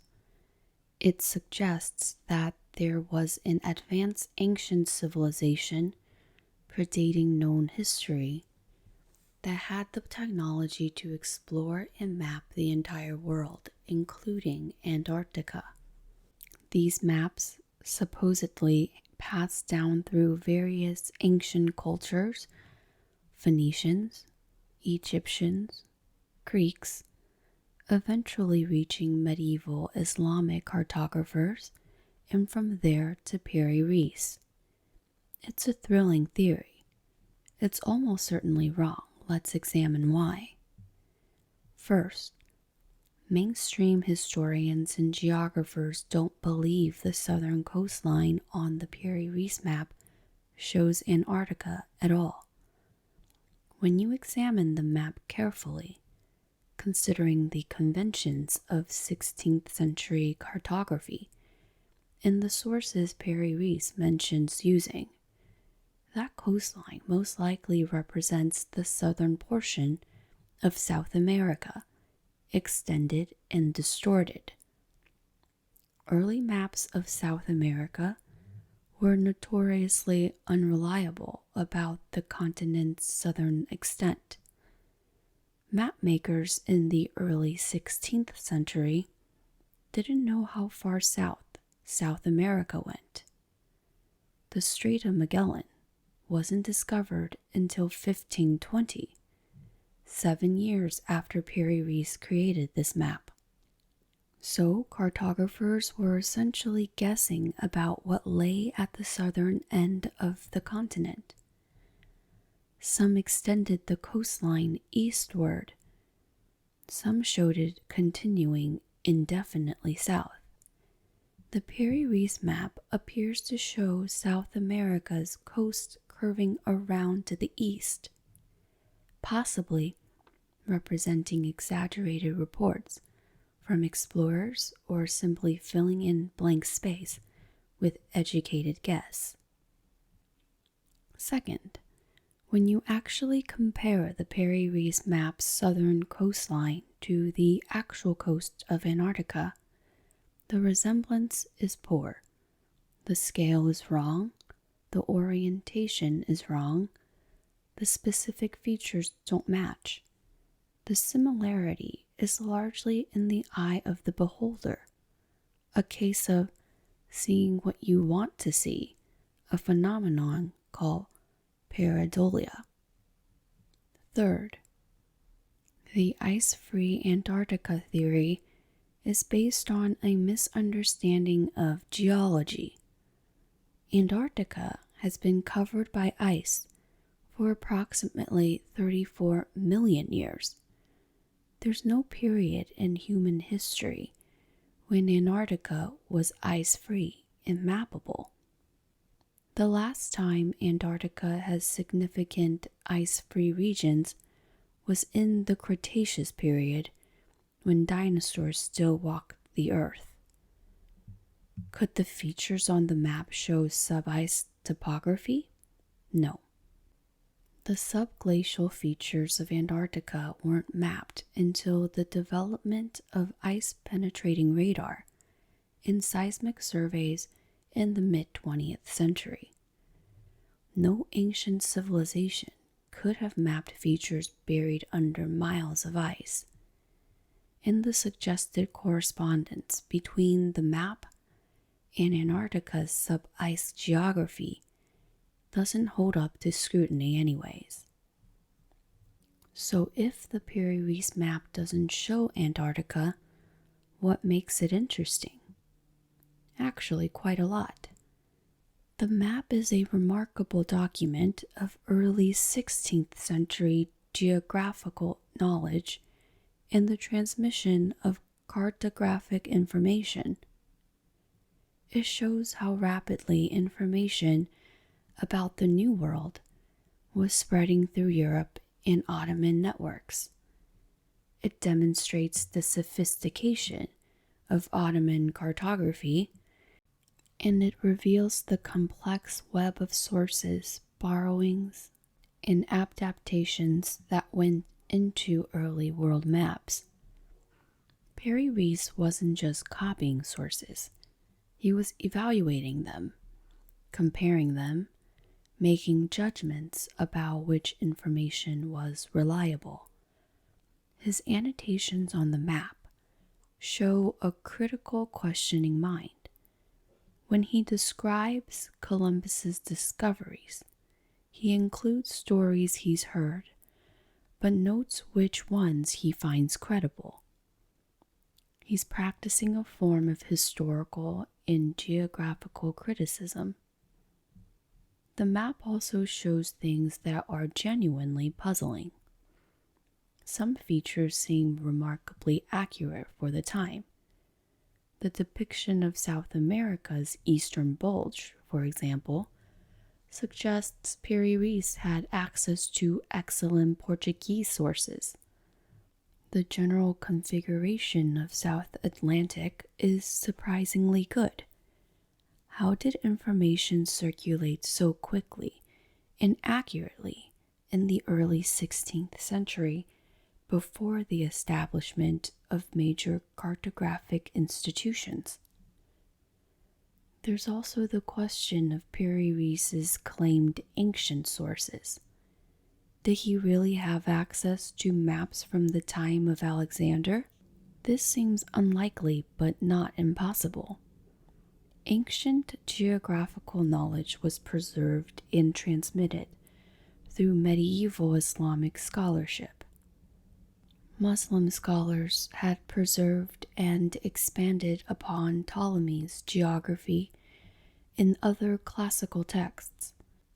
Piri Reis might have had access to copies of ancient maps or to later maps based on ancient sources. But this doesn't mean those ancient sources showed impossible knowledge. Classical geography was sophisticated in some ways, but quite limited in others. The Greeks knew the earth was round and had calculated its circumference fairly accurately. They had mapped the Mediterranean world in detail, but their knowledge of lands beyond the Roman Empire was vague and often fantastical. No ancient Greek or Roman source describes Antarctica, nor could it have, since no classical civilization had the technology to sail through the stormy waters of the Southern Ocean. The real mystery of the Piri Reis map isn't about ancient advanced civilizations or impossible knowledge. It's about the transmission and synthesis of geographic information in the early age of exploration. How did Piri Reis, working in Istanbul, acquire such detailed information about South America so quickly? What Portuguese sources did he access? What other sources, now lost, did he consult? What can this map tell us about the networks of information exchange between the Ottoman Empire and European maritime powers? These are fascinating questions, worthy of serious historical inquiries. They don't require us to invoke lost civilizations or ancient astronauts. The real history of skilled Ottoman cartographers synthesizing diverse sources in the great age of discovery is remarkable enough. The popularity of the Antarctica theory is itself interesting from a cultural perspective. It reflects a desire to believe in lost knowledge, in ancient mysteries, in the idea that our predecessors knew more than we give them credit for. There's something appealing about thinking that ancient people had access to knowledge that was later forgotten, that there are secrets hidden in old maps, if only we know how to read them. But in seeking those mysteries, we risk overlooking the genuine accomplishments of people like Piri Reis. He created an impressive map using the best information available to him. He evaluated sources critically. He contributed to the Ottoman Empire's geographical knowledge at a crucial moment in world history. That's not diminished by the fact that he didn't have a map of ice-free Antarctica. If anything, understanding what he actually achieved makes his work more impressive, not less. The Buache map. The Piri Reis map isn't the only map that's been claimed to show Antarctica before its official discovery. Another that frequently appears in alternative history accounts is the Buache map, created by French geographer Philippe Buache in 1739. The Buache map is explicitly titled Map of the Southern Lands contained between the Tropic of Capricorn and the South Pole, where the Antarctic Circle and countries recently discovered are shown. It shows a large landmass in the Antarctic region, but here's the strange part. This landmass is divided into two separate islands by a channel of water running through its center. Alternative researchers have claimed this represents impossible knowledge. Modern surveys using ice-penetrating radar have revealed that beneath Antarctica's ice sheet, the continent is actually divided into two major landmasses, East Antarctica and West Antarctica, separated by a subglacial channel. If the ice were removed, water would flow through this channel, potentially dividing Antarctica into two islands. Did Buache somehow have access to ancient maps showing Antarctica as it would appear if deglaciated? The answer once again is no, but the real explanation is fascinating in its own way. Buache was a prominent member of the French Academy of Sciences and one of the leading geographers of his era. He was particularly interested in theoretical geography, making deductions about unknown land based on known information. In the 18th century, scientists believed in the concept of geographic balance. If there were large land masses in the northern hemisphere, there must be corresponding land masses in the southern hemisphere to balance the Earth. When French explorers in the South Atlantic reported seeing land far to the south, they had actually seen islands near the Antarctic Peninsula. Buache theorized that there must be a large continent in the Antarctic region. But here's the key. He had absolutely no information about what this continent actually looked like. So why did he show it divided into two parts? Buache had a theory about the structure of continents. He believed that major mountain ranges represented the skeleton of land masses, and that these ranges were connected underwater between continents. He divided Antarctica into two parts, not because he had any evidence for it, but because his theoretical framework suggested continents should be organized this way. The fact that his speculative map happens to somewhat resemble the actual subglacial structure of Antarctica is pure coincidence. It's like a stopped clock being right twice a day. Buache made dozens of theoretical maps showing imaginary continents and ocean structures. Most of them were completely wrong. One happened to have a slight superficial resemblance to something later discovered. This isn't evidence of ancient knowledge. It's statistical probability. What these maps really show is the evolution of geographic theory before the age of systematic exploration and scientific survey. Geographers had to rely on speculation, deduction, and theoretical frameworks. Some of these speculations turn out to have some validity, most didn't. That's how science works. You make hypotheses, test them, and refine your understanding. The Oronteus Finaeus Map. Another map frequently cited in alternative history is the 1531 World Map by French cartographer Oronteus Finaeus, Latinized as Oronteus Finaeus. This beautiful cordiform, heart-shaped map shows a large landmass in the southern region labeled Terra Australis, and it's become a centerpiece of theories about ancient maps of Antarctica. Oronteus Finaeus was no amateur cartographer.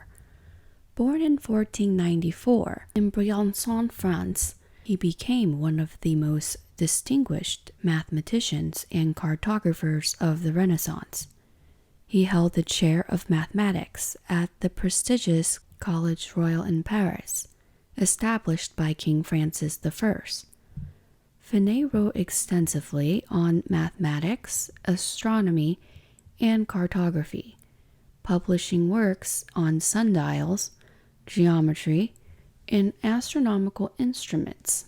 He was a serious scholar whose work was respected throughout Europe.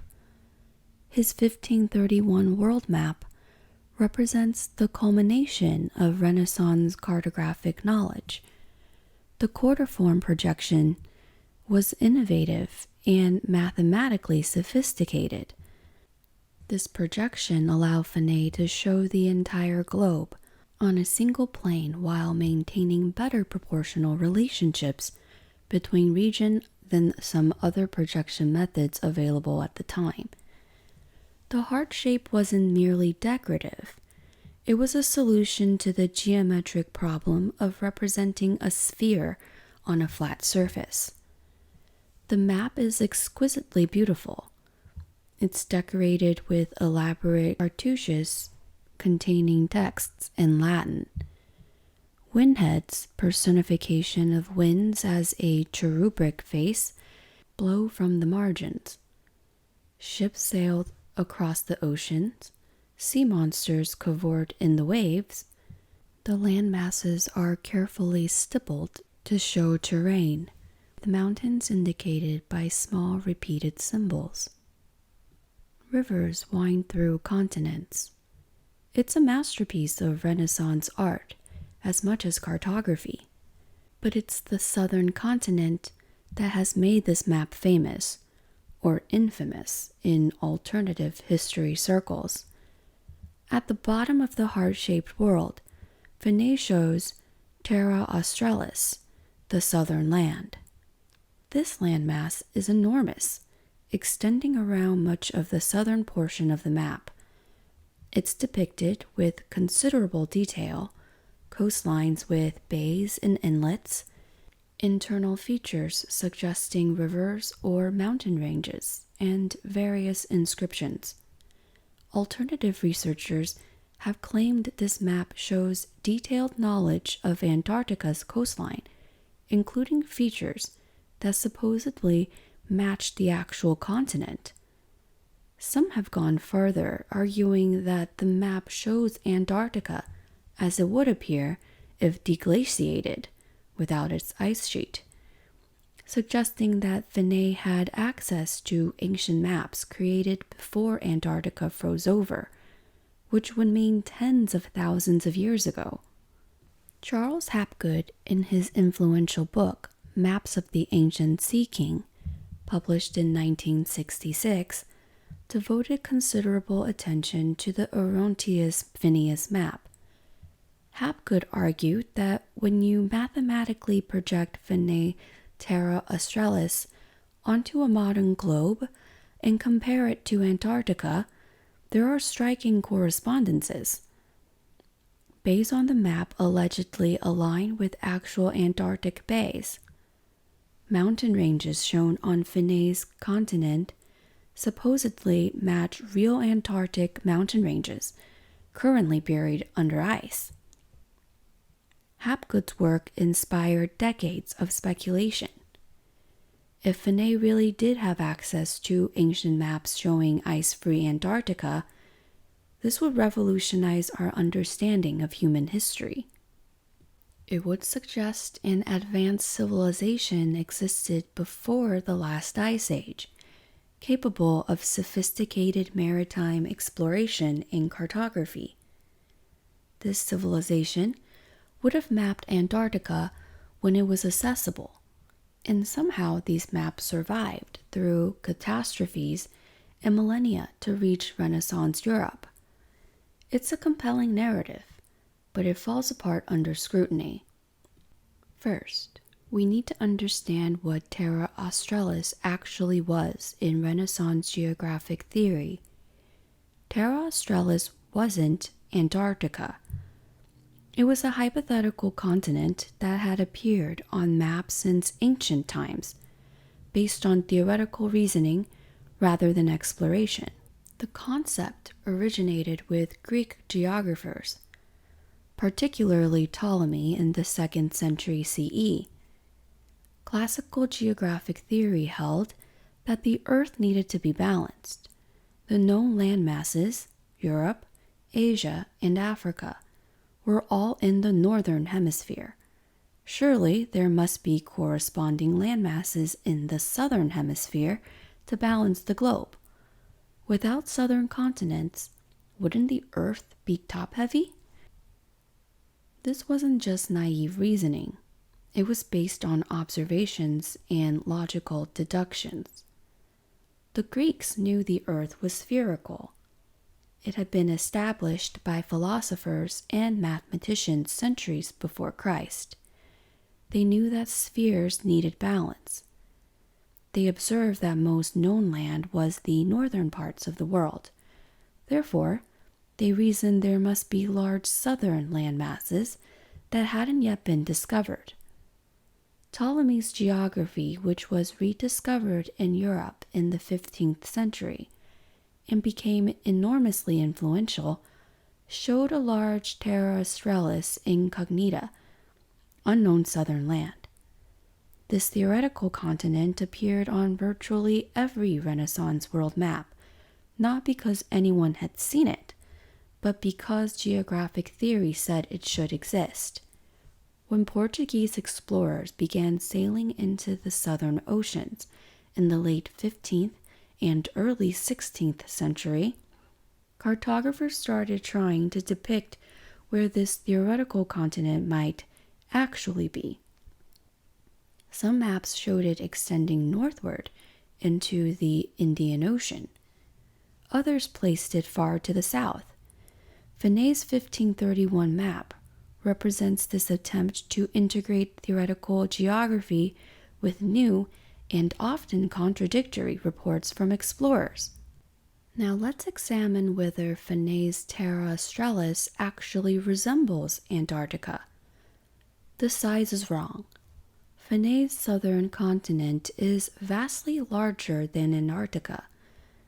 It extends much further north than Antarctica actually reaches. On his map, Terra Australis occupies a significant portion of the southern hemisphere, whereas Antarctica is actually confined to the extreme southern polar region. The shape is wrong. Yes, if you squint and ignore most details, there's a vague resemblance. Both are large land masses in the south, but the specific configuration doesn't match. Finaeus shows Terra Australis with a bulge extending towards Africa, and a narrower section extending below South America. Antarctica doesn't have this configuration. The latitude is wrong. Finaeus places features of his southern continent at latitudes where we know there's only ocean. His continent extends into temperate zones where no Antarctic landmass exists. What about the specific features, the bays, rivers, and mountains that alternative researchers claim match Antarctica? When you examine these claims carefully, they rely on very selective comparison. A researcher might point to a bay on Finaeus' map and say, "This matches McMurdo Sound on Antarctica." But the latitude is different. The size is different. The surrounding features are different. The only real similarity is both are indentations in a coastline. Given that any large landmass will have numerous bays and inlets, finding superficial resemblance is inevitable through cherry-picking. The rivers shown on Finaeus' Terra Australis are particularly problematic for the ancient maps of Antarctica theory. Antarctica has no rivers. It's covered in ice. If Finaeus was working from maps of ice-free Antarctica, why would there be rivers? The continent beneath Antarctica's ice is mostly rock and mountains, shaped by millions of years of glaciation. It wouldn't have had river systems like temperate or tropical continents. The alternative history response is that these represent rivers that flowed on Antarctica before it froze, potentially millions of years ago, long before humans existed. But this creates more problems than it solves. If these maps are millions of years old, who made them? Not humans. And how would such maps survive geological timescales? Stone erodes. Papers doesn't exist for millions of years. And even sophisticated materials would decay completely. So if Finaeus wasn't working from ancient maps of Antarctica, what was he doing? He was synthesizing available information and filling gaps with educated guesses and theoretical geography. By 1531, European explorers had begun probing southern waters. Magellan had sailed through the strait at the southern tip of South America in 1520. Portuguese ships had reached the southern Indian Ocean. Spanish expeditions were exploring the Pacific. These explorations produced fragmentary, often confused reports. Sailors might sight land and note its position, but not thoroughly explore it. They might misidentify what they'd seen. Was that land a coast of a continent or an island? Fog, storm, and distance made observation difficult. Captains might record wildly inaccurate latitudes due to navigational errors. Cartographers like Finae had to make sense of these conflicting reports. They had pieces of information. There's land at such and such latitude. This explorer reported seeing mountains here. That sailor claimed to see coastline there. They also had theoretical expectations. There should be a large southern continent to balance the globe. So Finae drew a southern continent where theory suggested it should be, incorporating what fragmentary information he had from explorers and filling in vast blank areas with conjecture. The details on his map, the bays, the rivers, the interior features, are largely imaginative. He couldn't leave the continent blank, so he added features that continents typically have. This was standard practice in Renaissance cartography. When cartographers didn't have information, they extrapolated, invented, or borrowed from theoretical framework. We see this throughout the history of maps. Early maps of North America showed rivers and mountains that don't exist, cities in wrong locations, and entirely fictional geographic features. Not because cartographers were deliberately deceiving anyone, but because they were working with incomplete information and filling in gaps as best they could. The decorative elements on Finae's maps are also telling. In the ocean near his Terra Australis, he drew sea monsters and ships. These weren't based on observation. No one had actually sailed to Terra Australis and back to report on its monsters. These were conventional decorative elements, ways of filling empty space and making the map visually interesting. If Finae had been working from ancient maps of real Antarctic explorations, we'd expect his map to show accurate proportions, correct latitude, and realistic geographic features. Instead, we see exactly what we expect from a learned cartographer of his era: a synthesis of classical theory, fragmentary modern reports, mathematical projections, and artistic elaboration. There's also the problem of Finae's other work.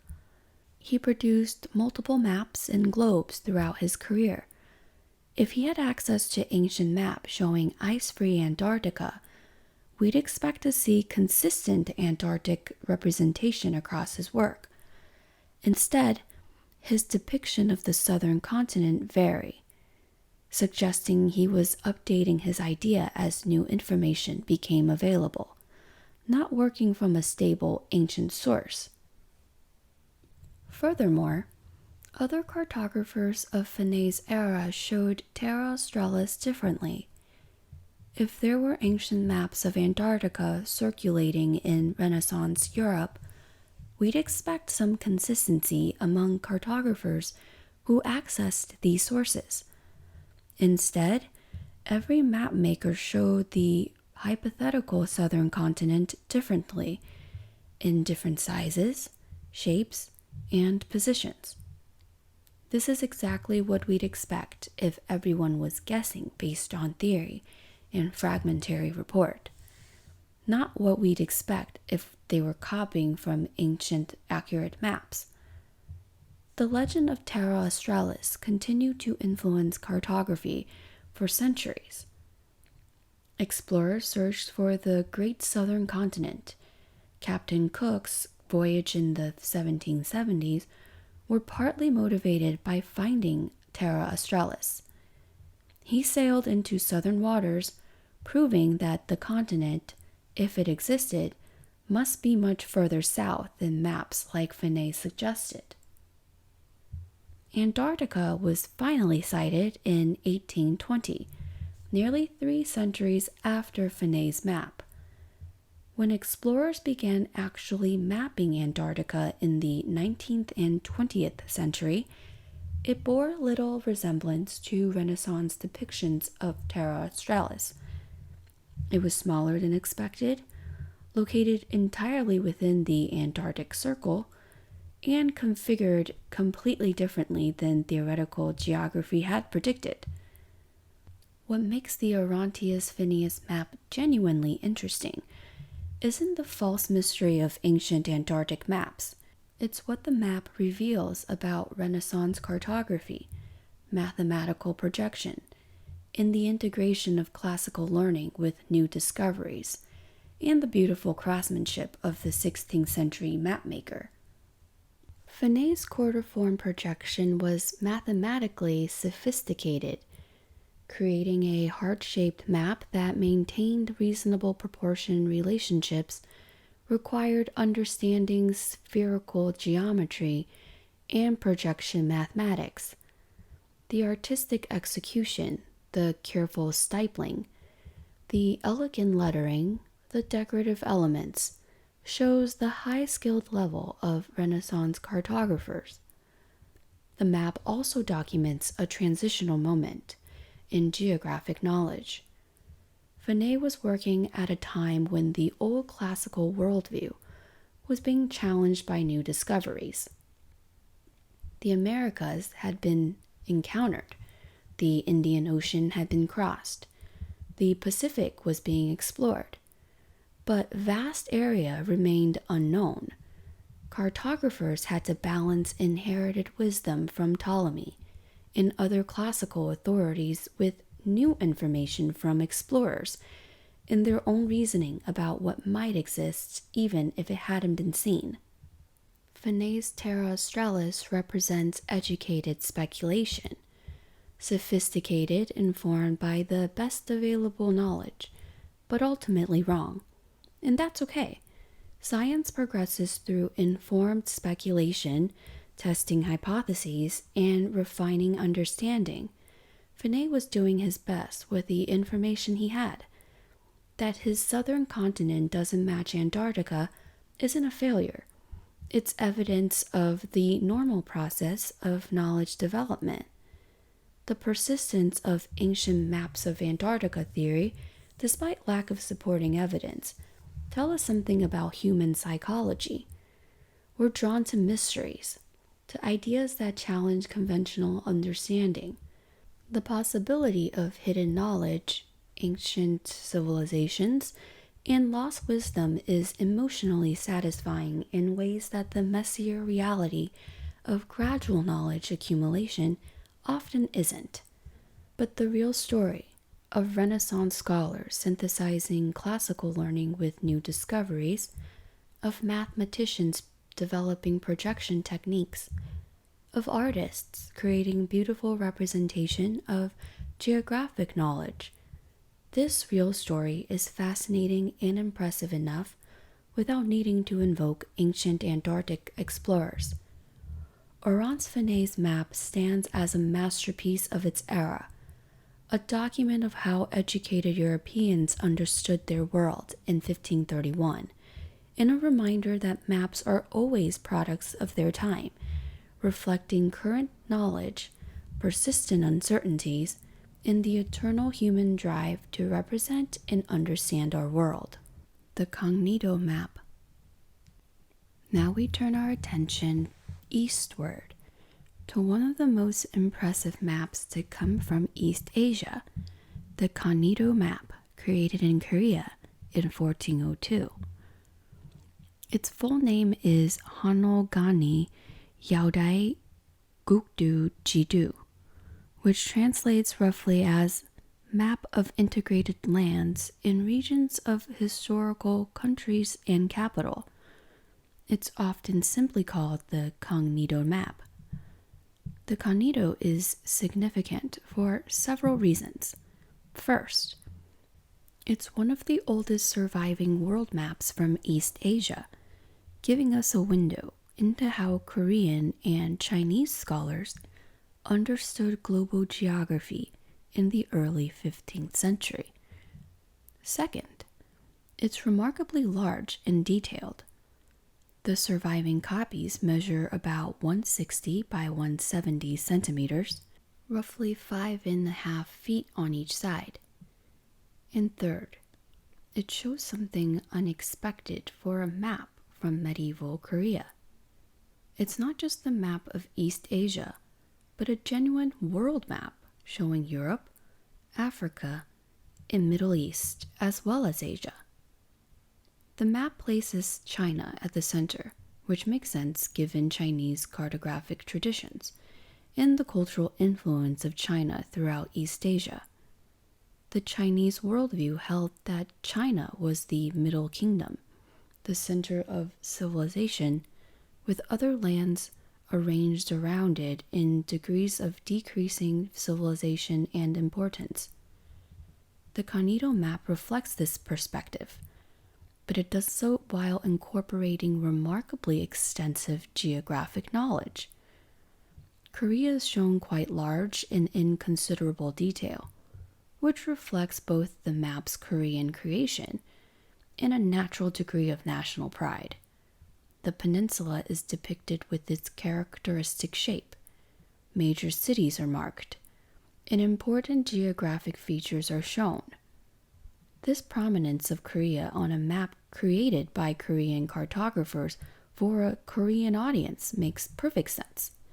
They know their homeland in detail and considered it important enough to deserve careful representation. Japan appears on the map, though considerably smaller than its actual size and positioned somewhat oddly, rotated and placed south of Korea rather than to the east. This unusual positioning of Japan is one of the map's peculiarities. Some scholars suggest it might reflect political considerations. By the early 15th century, relations between Korea and Japan were complex, marked by both trade and conflict. The decision to minimize and misposition Japan might have been deliberate, reflecting Korean attitudes toward their island neighbors. India is recognizable on the map, shown as a large peninsula extending southward into the ocean. The Indian subcontinent was known to Korean and Chinese scholars through Buddhist connections. Korean monks traveled to India on pilgrimages, and Buddhist texts describe Indian geography. Trade routes also connect East Asia to India, carrying goods, ideas, and geographic knowledge. The Middle East is depicted with some accuracy, showing the Arabian Peninsula, Mesopotamia, and the surrounding regions. Major cities and geographic features are marked. This knowledge came through multiple channels. The Silk Road carried not just goods, but geographic information. Muslim merchants and travelers visited China and Korea, and diplomatic missions traveled between Islamic empires and East Asian kingdoms. Africa appears as a large landmass extending southward, though its shape is quite different from its actual configuration. The depiction of Africa is one of the map's most interesting features because it shows that Korean cartographers in 1402 knew Africa extended far to the south. European maps of the same period often showed Africa ending much further north or connected to a theoretical southern continent. The Kangnido depiction, while not accurate in detail, is more correct in its general conception of Africa as a large southward extending continent. Even parts of Europe are visible on the map's western edge. The Mediterranean region is shown, and some European geographic features can be identified, though the detail decreases considerably for regions further from East Asia. This isn't surprising. European geography was least familiar to Korean and Chinese scholars. just as East Asian geography was least familiar to European cartographers of the same period. How did Korean cartographers in 1402 have information about lands so far away? The answer lies in the extensive networks of cultural and commercial exchange that connected the Eastern Hemisphere. The Silk Road, which we often think of as a single trade route, was actually a complex network of overland and maritime routes connecting China to Central Asia, the Middle East, and ultimately to Europe and Africa. Buddhist pilgrims traveled these routes between East Asia and India, seeking sacred texts and visiting holy sites. They wrote accounts of their journeys describing the lands they passed through. Muslim traders carried goods and knowledge between Middle East and China, establishing communities in Chinese port cities. Diplomatic missions traveled between Chinese dynasties and Western kingdoms. The Mongol Empire, which had recently collapsed, had created unprecedented connections across Eurasia. All of this created a flow of geographic information that Korean and Chinese scholars could access and synthesize. Maps, texts, and oral reports from travelers all contributed to understanding of distant lands. The Kangnido Map is actually a synthesis of earlier sources, and the cartographers who created it, Kim Sha-young, Yi Mu, and Yi Ho, explicitly state this in inscriptions on the map. They consulted older Chinese and Korean maps, including, importantly, a map based on a 1330 Chinese world map created during the Yuan dynasty when the Mongols ruled China. This Yuan period map had incorporated geographic knowledge from across the Mongol Empire, which at its height stretched from Korea to Eastern Europe. The Kangnido cartographers also used a map of Japan brought to Korea in 1401, just a year before they created their map. This explains the presence of Japan on the map, even if its positioning is unusual. They were deliberately trying to create the most comprehensive world map possible, integrating Korean geographic knowledge with Chinese cartographic traditions, and incorporating new information as it became available. What's particularly interesting is how the map handles regions about which the cartographers had less information. As you move west from China on the map, the geographic accuracy gradually decreases. This isn't surprising. It's exactly what you'd expect. The further from home, the less detailed and reliable the information becomes. But the Kangnido cartographers didn't just leave blanks or fill distant regions with monsters like European mapmakers often did. Instead, they used the information they had, even if incomplete, and adjusted proportion and positions to fit their understanding and make the map work as a coherent composition. This shows sophisticated cartographic decision-making. They were making informed choices about how to represent uncertain information. The depiction of Africa on the Kangnido map has generated particular interest and debate among historians.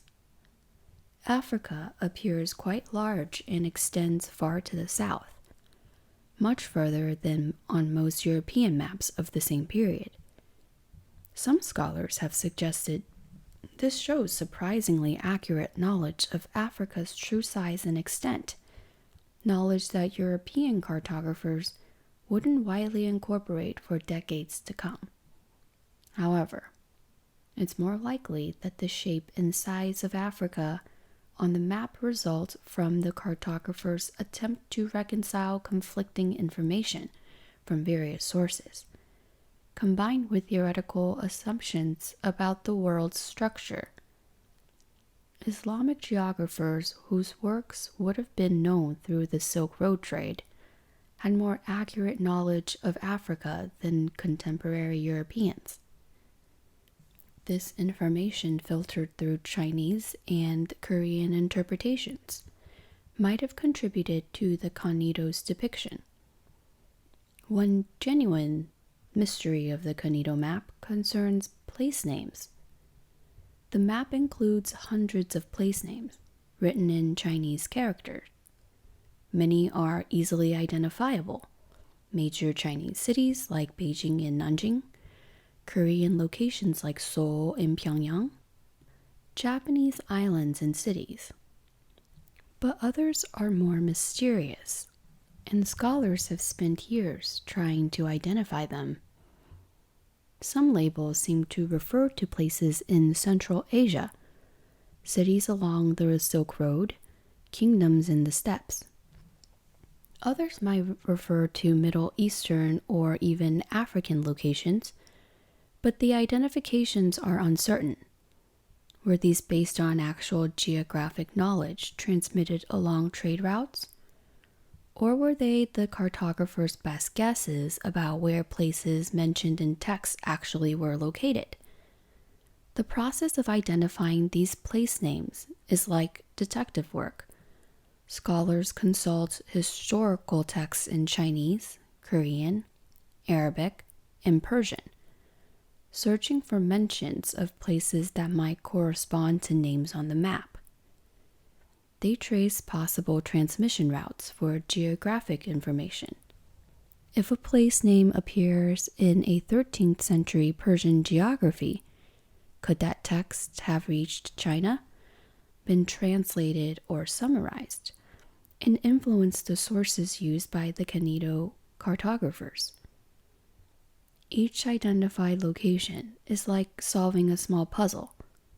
It tells us something about how information flowed between distant civilizations, about the networks of knowledge that connected the medieval world, about what people far from each other knew about distant lands.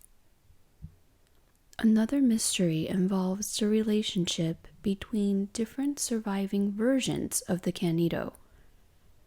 The original 1402 map doesn't survive.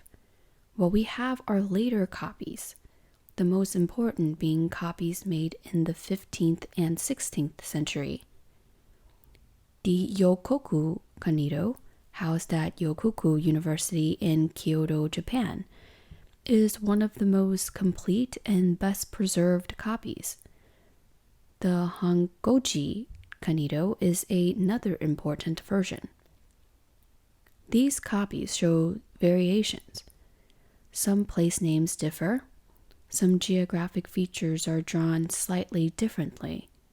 Some copies include additional annotations or decorative elements not present in others. Were these changes introduced accidentally through copying errors? Or did they represent updates based on new information? Did later copyists have access to the sources the original cartographers didn't?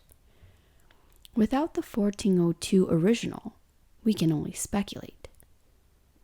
The variations between copies raise interesting questions about how geographic knowledge evolved and how maps were used.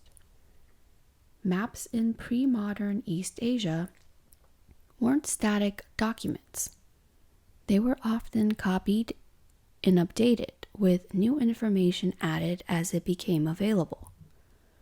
A map might be copied multiple times over generations, with each generation of copyists making small changes, corrections, or additions based on their own knowledge. The living quality of maps, their tendency to evolve through copying and updating, is quite different from how we think of maps today as a fixed document with definitive content. Understanding medieval maps require appreciating that they existed in multiple versions, that copying wasn't just mechanical reproduction, but an opportunity for revision, and that the Kangnido map isn't a single fixed object, but a tradition of maps related through copying and updating. The Kangnido map also reflects the cosmopolitanism of early 15th century Korea.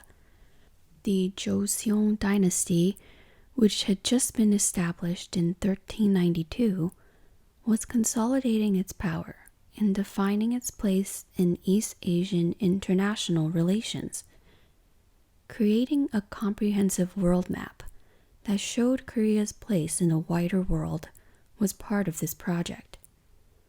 The map demonstrated that Korean scholars had access to the latest geographic knowledge, that they could synthesize information from diverse sources, that Korea was connected to and knowledgeable about the wider world. In this sense, the Kangnido map was much about projecting Korean sophistication and cosmopolitanism as it was about practical geography. It was a statement that Korea belonged among civilized nations, that Korean scholars were the equals of Chinese scholars, that Korea could create works comparable to the best produced anywhere. The map's creation involved considerable resources. The material alone were expensive. High-quality silk for the map's surface, expensive ink and pigments, skilled labor for the precise calligraphy of place names. The research required access to libraries containing rare maps and texts from China and beyond. The cartographic skills needed were specialized, understanding projection, scale, how to synthesize diverse sources with different conventions and accuracies. All of this suggests that the Kangnido map was a prestige project, probably commissioned by the court, intended to demonstrate Korean capabilities and sophistication. It would have been displayed in the royal palace or in important government buildings, where it would impress visitors and dignitaries with Korean learning and cosmopolitanism. The survival of copies of the Kangnido map, while the original has been lost, tells its own story.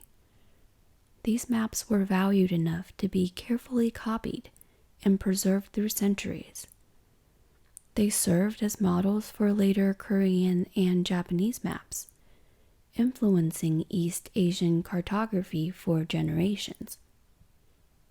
The copies that survive in Japanese collections suggest that the Kangnido was recognized beyond Korea as a significant cartographic achievement worth preserving and studying. Today, the Kangnido map challenges Western-centric narratives about cartographic history. We often hear about European maps, Ptolemaic maps, medieval Mappa Mundi, Renaissance world maps, as if they represented the pinnacle of geographic knowledge. But here's a map from Korea, created in 1402, showing a sophisticated understanding of global geography that in some ways exceeded contemporary European knowledge. The Kangnido shows Africa more accurately than most European maps of the time.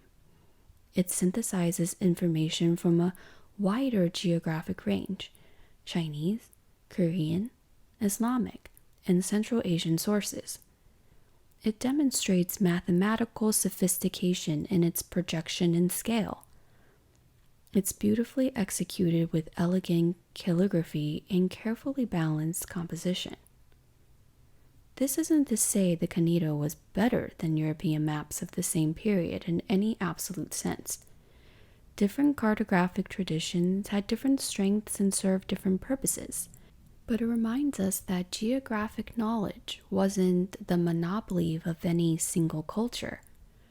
It was a cumulative human achievement, with different civilizations contributing pieces to the puzzle, each working with the information available to them in the cartographic conventions of their traditions. The Kangnido Map represents the synthesis of centuries of geographic knowledge transmission across Eurasia.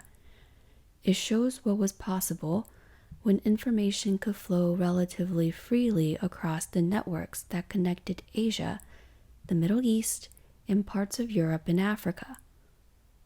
It's a monument to pre-modern globalization, to the ways that trade, religion, diplomacy, and scholarship created connections that transcended politics and cultural boundaries.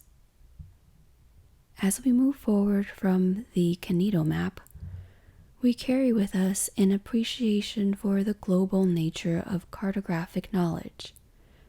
No culture developed geography in isolation. Ideas, techniques, and information flowed along the same routes that carried silk, spices, and ceramics.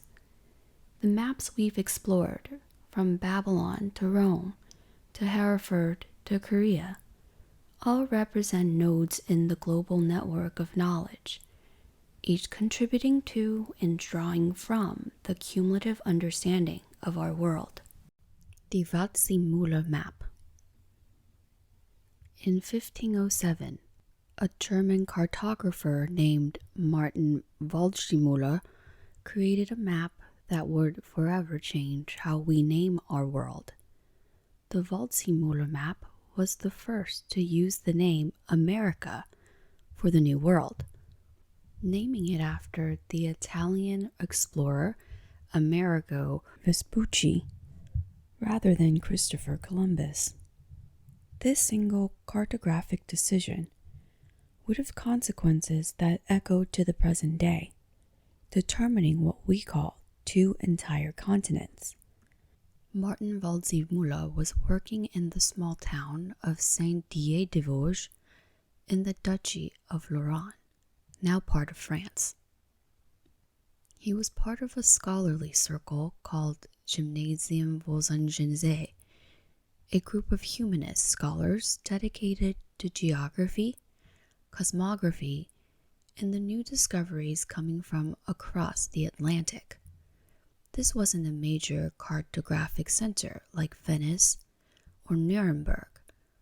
Yet from this provincial town would emerge one of history's most influential maps.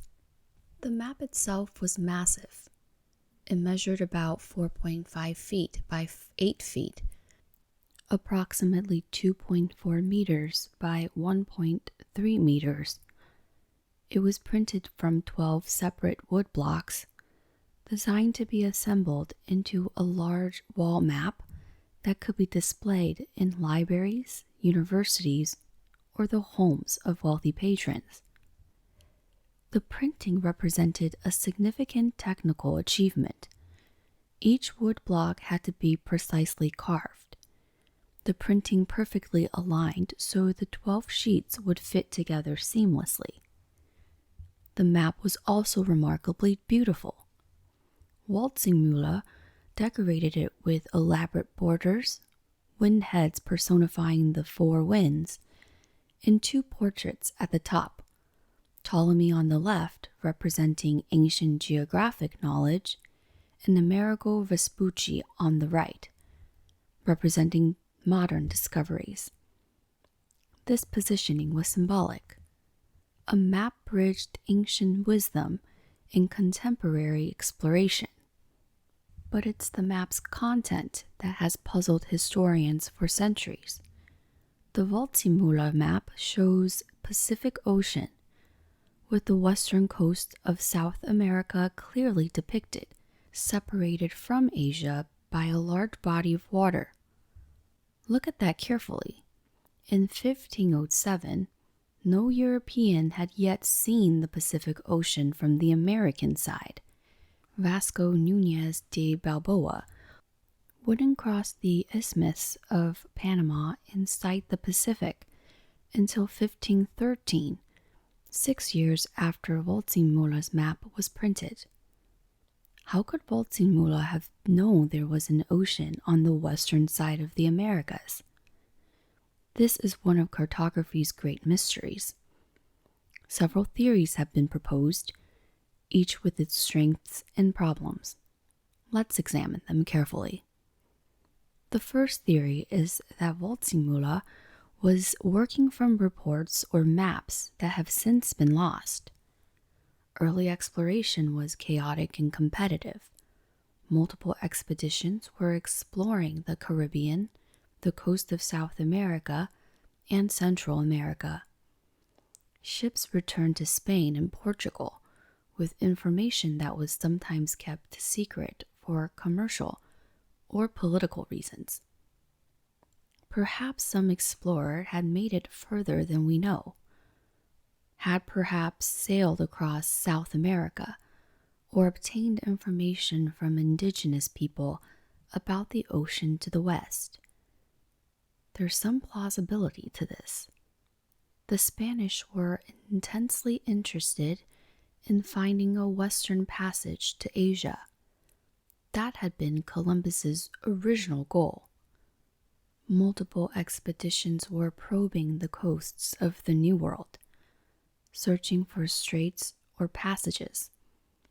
It's conceivable that some expedition had gotten further than documented records show, and that information had leaked to Waldseemüller's scholarly circle. However, there are problems with this theory. Sailing around South America was extremely difficult. The southern tip of South America is Cape Horn, one of the most dangerous waters in the world, with fierce storms, strong currents, and icebergs. While Ferdinand Magellan would eventually make this voyage in 1520, it was extraordinarily difficult even for his experienced crew.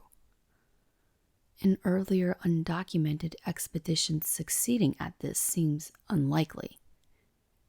The second theory is that Waldseemüller was making an educated guess based on theoretical geography. He and his colleagues were learned scholars who studied Ptolemy and other classical geographers. They knew that Asia existed on the far side of the world. They knew that the New World was clearly not Asia. Vespucci's account had made that clear, describing peoples, plants, and animals completely different from Asian accounts. If the New World was in Asia, and if Asia existed where traditional geography placed it, then logically there would be an ocean between them. Waldseemüller might have been filling in what seemed like logical necessity, rather than working from direct evidence. The Earth was round. Asia was on the far west from European perspective. The New World was in the near west. Therefore, an ocean must separate them.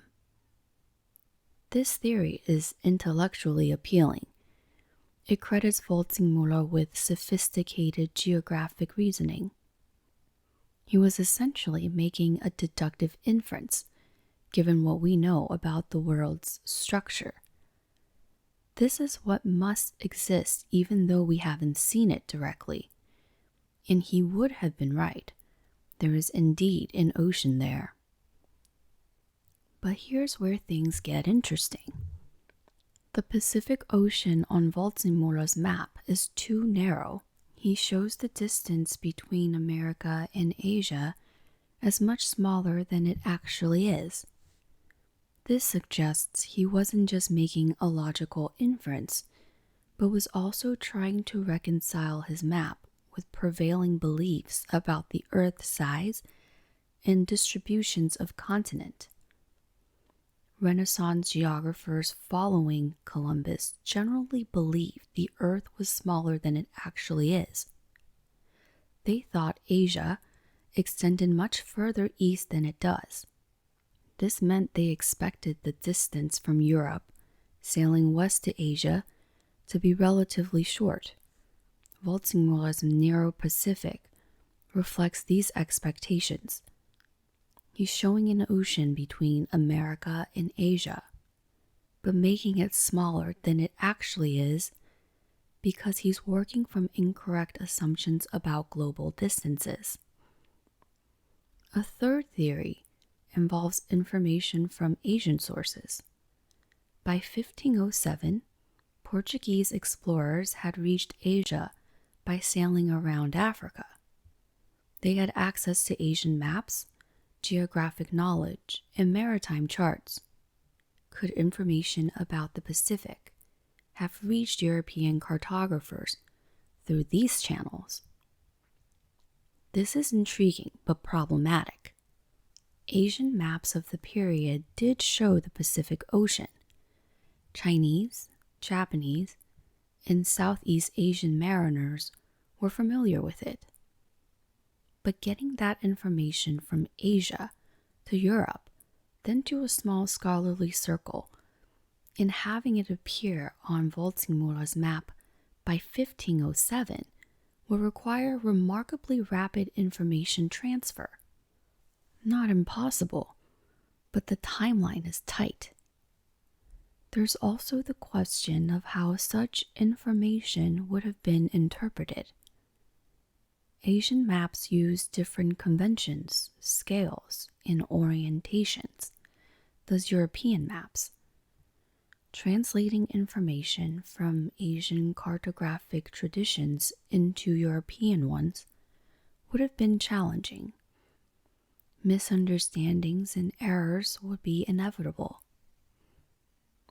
A fourth possibility, less discussed but worth considering, is that Waldseemüller might have had access to pre-Columbian Norse knowledge of North American geography.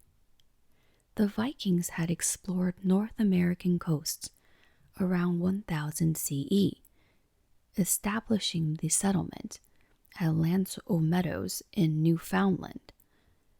Although this settlement was short-lived, and Viking exploration of America didn't lead to sustained contact, knowledge of these voyages was preserved in Icelandic sagas. Could some of this Norse knowledge have indicated that there was open ocean to the west of the lands they explored? It's a long shot. The sagas weren't widely known outside Scandinavia in 1507, and they describe North American coasts, not the Pacific Ocean or South America. But it's an intriguing possibility that some fragmentary Norse geographic knowledge might have contributed to European understanding of American geography. What makes the mystery deeper is that Waldseemüller himself later seemed to doubt his own map. In 1513, he produced an updated world map, the Carta Marina, that showed the Americas connected to Asia without a separate Pacific Ocean. It was as if he had second-guessed his earlier intuition, or had received information that contradicted his 1507 map. Why would he retract what had been a remarkably accurate insight? Perhaps he had originally worked from a source he later came to doubt. Perhaps other cartographers criticized his 1507 map as too speculative. Perhaps new information from Spanish explorers who by 1513 had explored some of Central America without finding the Pacific. Only later, after Balboa's 1513 sighting of the Pacific, and especially after Magellan's circumnavigation, 1519 through 1522, the European maps consistently showed the Pacific as a separate ocean. Ironically, Waldseemüller's 1507 map turned out to be more accurate than his own later versions. But the Waldseemüller map most lasting impact wasn't its depiction of the Pacific. It was the name America that Waldseemüller placed on the southern continent of the New World. Why did he choose this name? In 1507, Waldseemüller's scholarly circle had just received and translated a letter from Amerigo Vespucci describing his voyages to the New World. Vespucci's accounts were detailed and compelling. He described the geography, the peoples, the flora, and the fauna. Importantly, Vespucci explicitly stated that these lands were a new world, not Asia as Columbus had insisted, but a previously unknown continent. This realization was revolutionary. Columbus had died in 1506, still believing he had reached Asia, but Vespucci had recognized the truth. This was something entirely new. Waldseemüller, impressed by Vespucci's insight, proposed naming the new continent America after the Latinized form of Amerigo's first name, Americus. In the text accompanying the map, Waldseemüller wrote, "Now indeed these parts have been more extensively explored, and another fourth part has been discovered by Americus Vespucius. Insomuch as both Europe and Asia receive their names from women, I see no reason why anyone should justly object to calling this part Amerigi, for example, the land of Americus, or America, after Americus, its discoverer, a man of great ability." The name caught on, appearing on subsequent maps. By the mid-16th century, America was the standard term for the New World. Waldseemüller's decision had become permanent. But was it fair? Columbus had reached the Americas first. Shouldn't they bear his name? This question has been debated for centuries. Some argue that Vespucci didn't deserve the honor, that he was self-promoting and exaggerated his roles. Others defended the naming, pointing out that Vespucci recognized what Columbus did not, that this was a new continent, not Asia. There's historical irony here. Columbus was famous in his own lifetime and remained famous afterwards. His voyages were well documented and widely celebrated. Yet the continent he reached bared someone else's name. Vespucci was less famous, his role more ambiguous, yet his name endured on every map. Some historians suggest that Waldseemüller later regretted his decision. His 1513 map removes the name America and uses other terms for the New World. But by then it was too late. The name had spread too widely. Other cartographers had adopted it. The 1507 map had been distributed across Europe. The name America had entered common usage.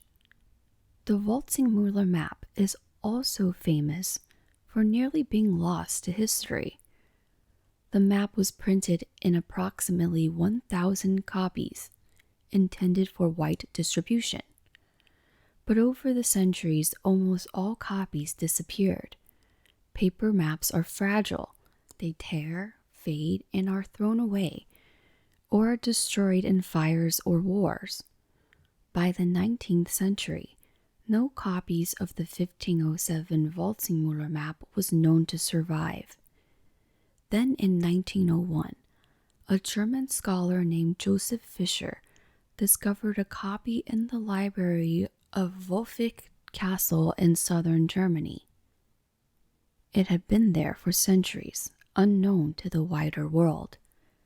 The single surviving copy of one of the history's most influential maps had been preserved by chance in a private collection.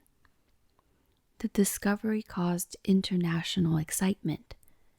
scholars could now study the map that had first named America. The single copy was treated as a treasure of immense historical importance. In the late 20th century, the U.S. Library of Congress began negotiations to acquire the Waldseemüller map. After years of discussion, in 2001, an agreement was reached. The German government, which had to approve the sale of such an important cultural artifact, agreed. In 2003, the Library of Congress purchased the map for $10 million, making it the most expensive map ever bought at that time.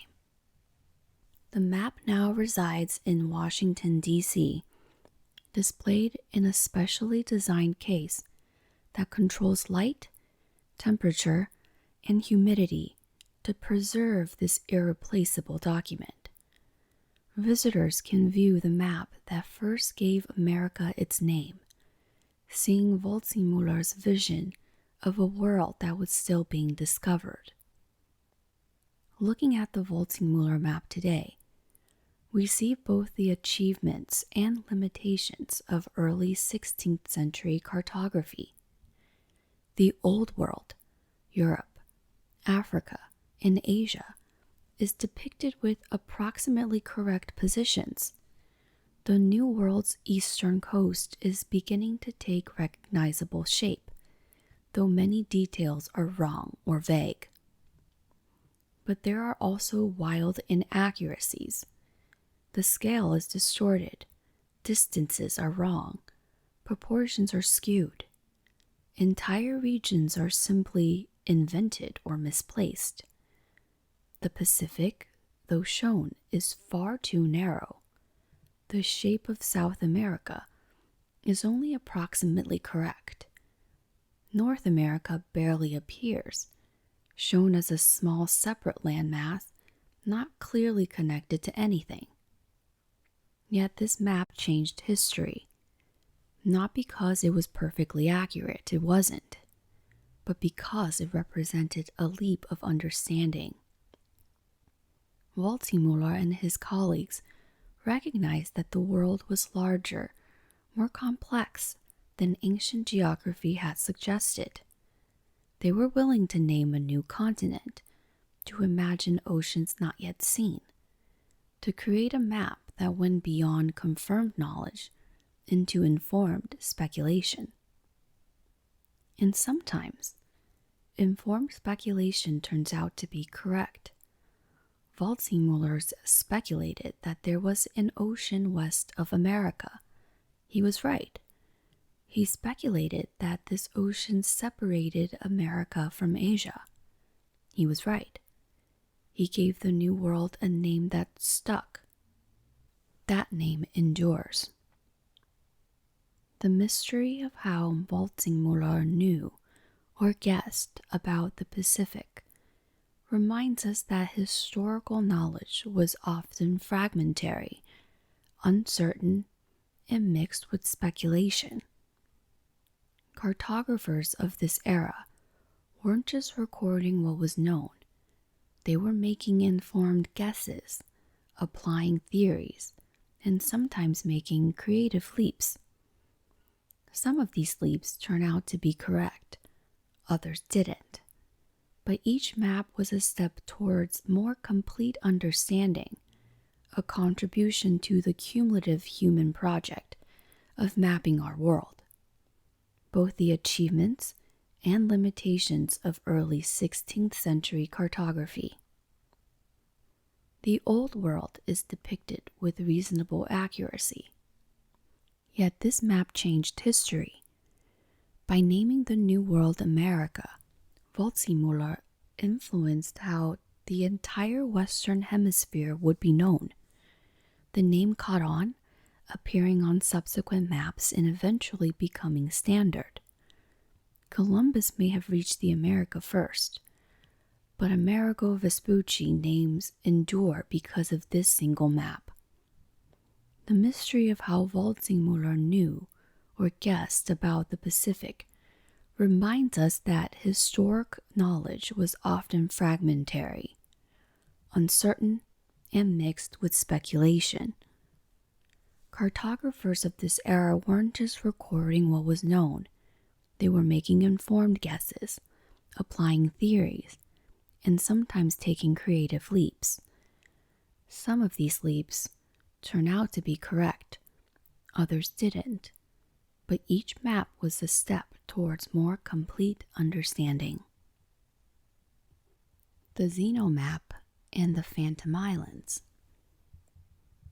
Now we come to one of the most controversial and potentially fraudulent maps in cartographic history, the Zeno map, published in Venice in 1558. This map claims to show the North Atlantic as it was explored by two Venetian brothers, Niccolo and Antonio Zeno, in the 1390s, a full century before Columbus crossed the Atlantic. According to a narrative published alongside the map by a descendant named Niccolo Zeno the Younger, the Zeno brothers were blown off course during a voyage around 1380 and ended up in the North Atlantic, where they spent years exploring islands and coastlines under the patronage of a prince named Zygmunt, which could be a mistranslation of Darkney. They allegedly visited numerous islands including Friesland, Icaria, Iceland, and others, and possibly even reached the North American coast. If true, this would mean that Italian explorers had reached North America a century before Columbus. The narrative even suggests that the brothers heard of a land far to the west called Istotaland, which some have interpreted as Newfoundland or Labrador, where fishermen supposedly traveled regularly. The Zeno map shows these various islands scattered across the North Atlantic. Friesland appears as a substantial island south of Iceland. Other islands with exotic names dot the ocean between Iceland, Greenland, and the Faroe Islands. The map shows surprisingly detailed coastlines for these lands, with numerous places named carefully inscribed. But here's the fundamental problem. Most of these islands don't exist. Friesland, prominently featured on the map as a major landmass, is not a real island. There is no island in the position where the map shows it. Similarly, many of the other islands and places named on the map cannot be identified with any real locations. So what's going on? Is the Zeno map a complete fabrication? Or is it a garbled representation of real voyages? The controversy has raged on for over 400 years. Let's examine the evidence and arguments carefully.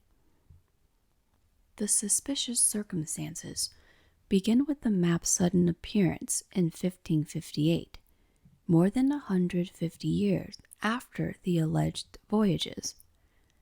Niccolo Zeno the Younger claimed to have discovered letters and a map in his family's archives left by his illustrious ancestors. He published these documents along with his own narrative, connecting them into a coherent story. Why would such remarkable documents remain hidden for 150 years?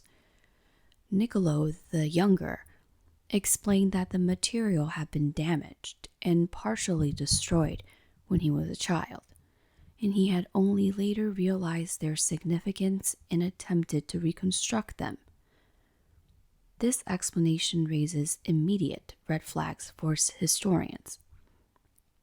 Convenient discoveries of long-lost family documents describing remarkable achievements are often signs of fraud or fabrication.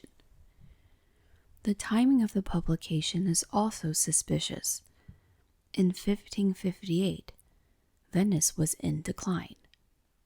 Once the greatest maritime and commercial power in the Mediterranean, Venice was being eclipsed by Spain and Portugal, which had established vast overseas empires. England and France were also beginning their own colonial ventures.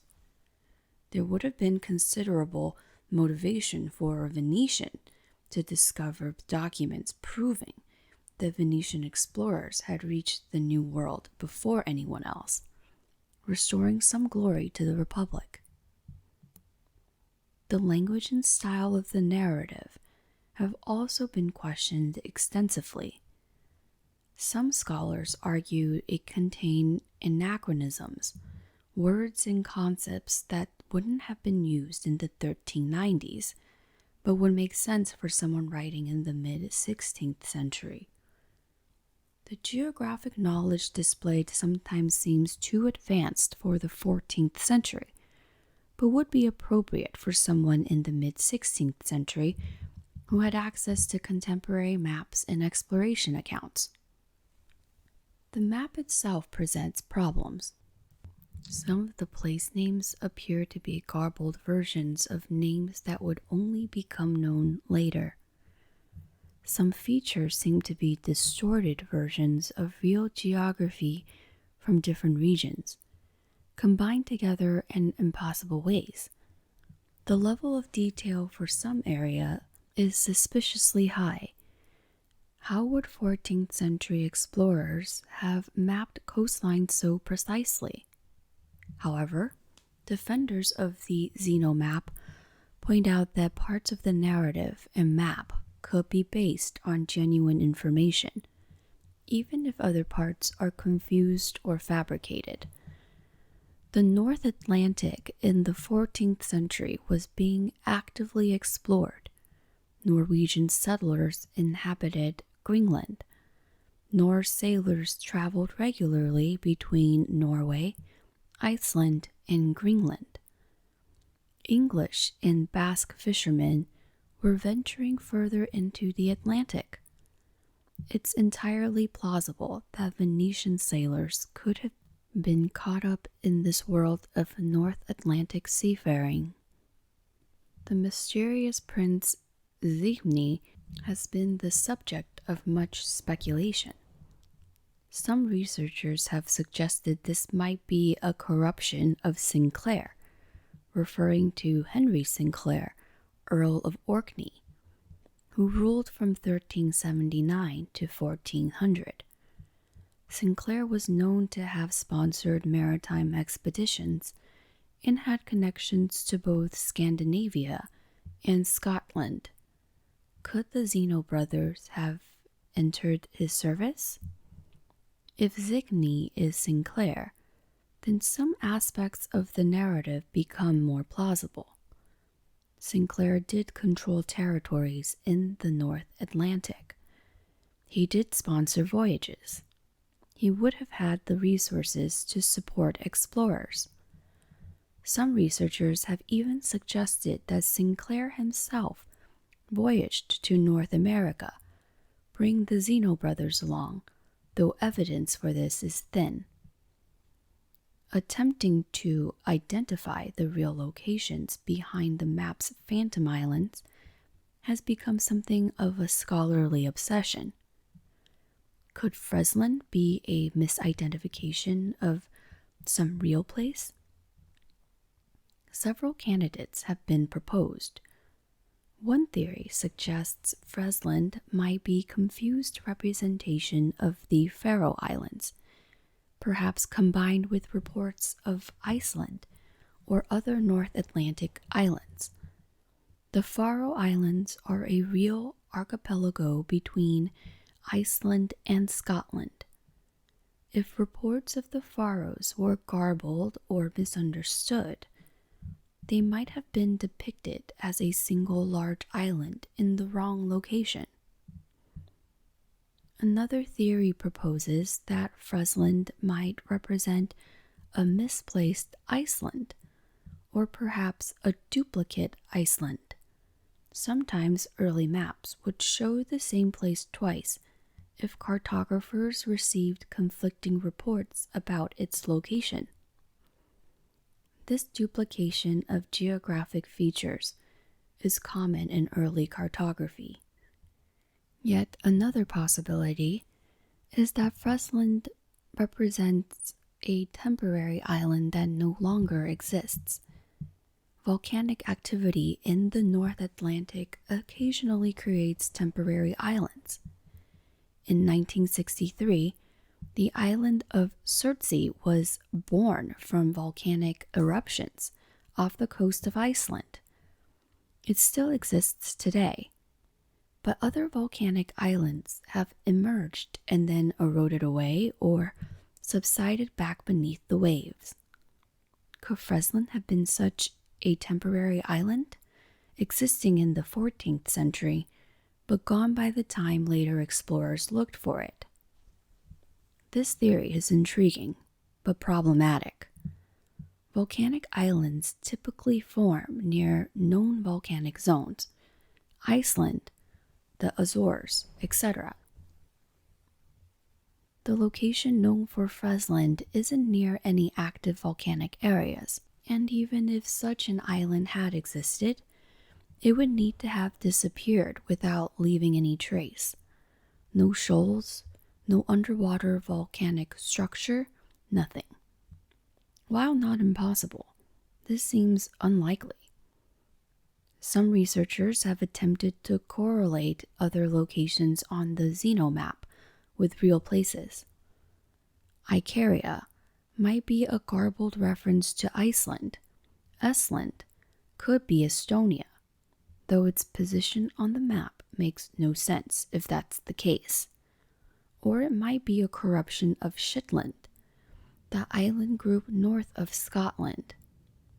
Essotiland has been identified by some with Newfoundland or Labrador, though again the evidence is circumstantial. The influence of the Zeno map on later cartography is undeniable and problematic. Despite its questionable origins, the map was taken seriously by many Renaissance cartographers. Gerald Mercator is one of the greatest cartographers of the age. Included Friesland on his influential maps published in 1569 and later. Abraham Ortelius, another famous cartographer, also showed Friesland on his maps. Once Friesland appeared on authoritative maps, it became self-perpetuating. Cartographers copied from each other. If Mercator showed Friesland, later mapmakers assume it must exist. The island appeared on maps for the next 2 centuries, moving around slightly as different cartographers reinterpreted its position, but persisting as a supposedly real geographic feature. This created practical problems. Ships sailing in the North Atlantic sometimes searched for Friesland, never finding it because it didn't exist. Navigators might try to use Friesland as a landmark or waypoint, only to become confused when it wasn't where charts showed it should be. The Phantom Island caused real navigational difficulties.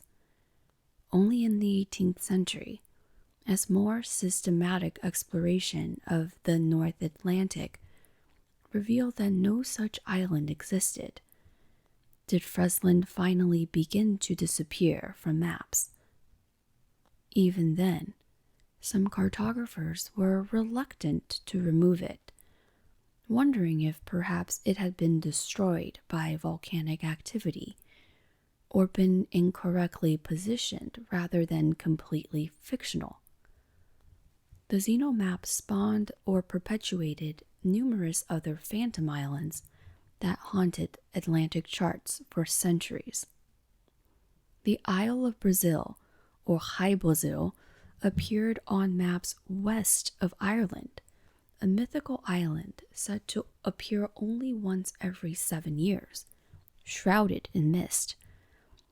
The Island of Demons, supposedly off the coast of Newfoundland, was reported to be inhibited by vicious beasts and evil spirits. St. Brendan's Isle appeared on maps, supposedly the distant land reached by the Irish monk St. Brendan in his legendary 6th century voyage. These phantom islands tell us important things about how cartographic errors propagate and persist. Once an island appeared on an authoritative map, removing it requires substantial evidence. A single explorer failing to find the island wasn't enough. The explorer might have sailed past it in fog or miscalculated position. Even multiple failed searches might not convince cartographers to remove an island. Maybe it was just difficult to find. Maybe it was smaller than depicted. Maybe it moved. Some believed certain islands were floating and drifted with currents. To definitively remove an island from maps required systematic surveying that proved beyond doubt that no land existed in that region. This required time, technology, and methodical exploration. Until such surveys were completed, phantom islands persisted. Why were cartographers so willing to include islands they had never confirmed? Several factors contributed. First, there was the nature of maritime exploration. Sailors might spot land from a distance, note its position as best they could calculate, but not investigate further due to weather, time constraints, or fear of unknown dangers. Such sightings were ambiguous. Was that a real island or a low-lying fog bank? A rock formation briefly visible through mist? A trick of light on water? In the uncertain conditions of pre-modern navigation, with imprecise instrument and no way to verify position, many sightings were questionable. Second, there were strong incentives to claim discoveries. Nations competed for territory and prestige. Explorers exaggerated their achievements to gain patronage and reward. Captains reported finding islands even when uncertain, knowing that discoveries brought fame and fortune.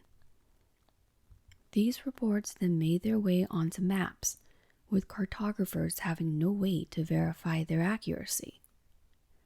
Third, cartographers wanted to produce complete maps. Blank spaces on a map looked like ignorance, like work unfinished. Better to show an island that might not exist than to leave empty ocean, even if that empty ocean was more accurate. Maps were commercial products, and customers wanted comprehensive charts that showed everything known or reported, even if some of that knowledge was doubtful. Fourth, there was genuine confusion due to magnetic variation, current drift, and instrument error. A navigator might carefully note the position where land was sighted, but the position could be wrong by hundreds of kilometers due to accumulated errors. Later explorers looking for the reported island were searching the wrong area, fail to find it, and report conflicting information. Cartographers would then try to reconcile these reports, sometimes creating duplicate islands or moving islands around on successive maps. The story of the Zeno map, Phantom Islands, also reveals something about human credulity and the appeal of mystery. People wanted to believe in these islands. High Brazil with its advanced civilization, the Isle of Demons with its supernatural inhabitants, Friesland with its proof of early Venetian exploration. These islands represented possibility, mystery, and the appeal of the unknown. Even today, the Zeno map has its defenders who argue that it contains genuine information despite obvious problems. Some alternative historians treat it as evidence of pre-Columbian European exploration of America. Some believe it proves secret knowledge of Atlantic geography that was suppressed or forgotten. The scholarly consensus is that Zeno map is probably largely fraudulent, a 16th century creation that incorporates some genuine geographic information, real places like Iceland and Greenland, but also includes fictional elements designed to glorify Venetian exploration. The narrative of the Zeno brothers' voyages may be partly based on real events, but it's been heavily embellished, confused, and possibly largely invented. However, even if fraudulent, the Zeno map remains historically significant.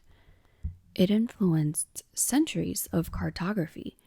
It shaped exploration and navigation. It demonstrates how cartographic errors can persist and propagate. It shows the complex interplay between truth and fiction in historical records, between genuine information and deliberate fraud, between honest mistakes and intentional deception. The Zeno map and its Phantom Islands remind us that maps are not just records of what is known, they're also records of what was believed, hoped for, or imagined. Every map includes a mixture of verified information, unconfirmed reports, theoretical deductions, and sometimes deliberate inventions. Learning to read maps critically means asking not just what they show, but how and why they show it, and what motivated the mapmakers' choices. As we near the end of our voyage through cartographic mysteries, the Zeno map serves as a cautionary tale. Not every old map tells the truth. Not every fascinating story has a basis in fact. Sometimes what seems like hidden knowledge is simply confusion, error, or fraud. But even fraudulent maps can teach us things about the ambition, anxieties, and assumptions of the people who made them, and about our own tendency to see patterns and mysteries where simpler explanations might suffice. We've traveled together through centuries of cartographic enigmas, from ancient Babylon to Renaissance Venice, from medieval monasteries to Ottoman palaces, from Korean courts to German printing houses. We've examined maps that challenge our understanding of history, maps that preserve lost knowledge, maps that propagate errors, and maps that might be deliberate frauds. What have we learned from this journey? First, that maps are never simple representations of reality. Every map is an argument about what matters, what exists, and how we should understand our world. The Babylonian Mappa Mundi placed Babylon at the center of creation. The Hereford Mappa Mundi situated all earthly geography within the theological framework. The Kangnido Map reflected Korean and Chinese perspectives on the world's structure. Each map tells us as much about its makers as about the world it depicts. Second, that the line between knowledge and speculation has always been blurry. Medieval cartographers mixed confirmed information with travelers' tales, classical authorities with biblical revelation, observation with imagination. Renaissance cartographers combined systematic exploration with theoretical deductions. Even modern maps include elements of interpretation, selection, and projections that shape how we perceive geography. Third, that mysteries often reveal more through their investigation than through their solution. Whether or not the Piri Reis Map shows Antarctica, the debate has taught us about Ottoman cartography, the transmission of geographic knowledge, and how we evaluate historical evidence. Whether or not the Vinland Map is authentic, the controversy has illuminated the methods we use to date and authenticate historical documents. The journey of investigation is itself valuable, regardless of where it leads. Fourth, that our desire for mystery can sometimes override our critical judgment.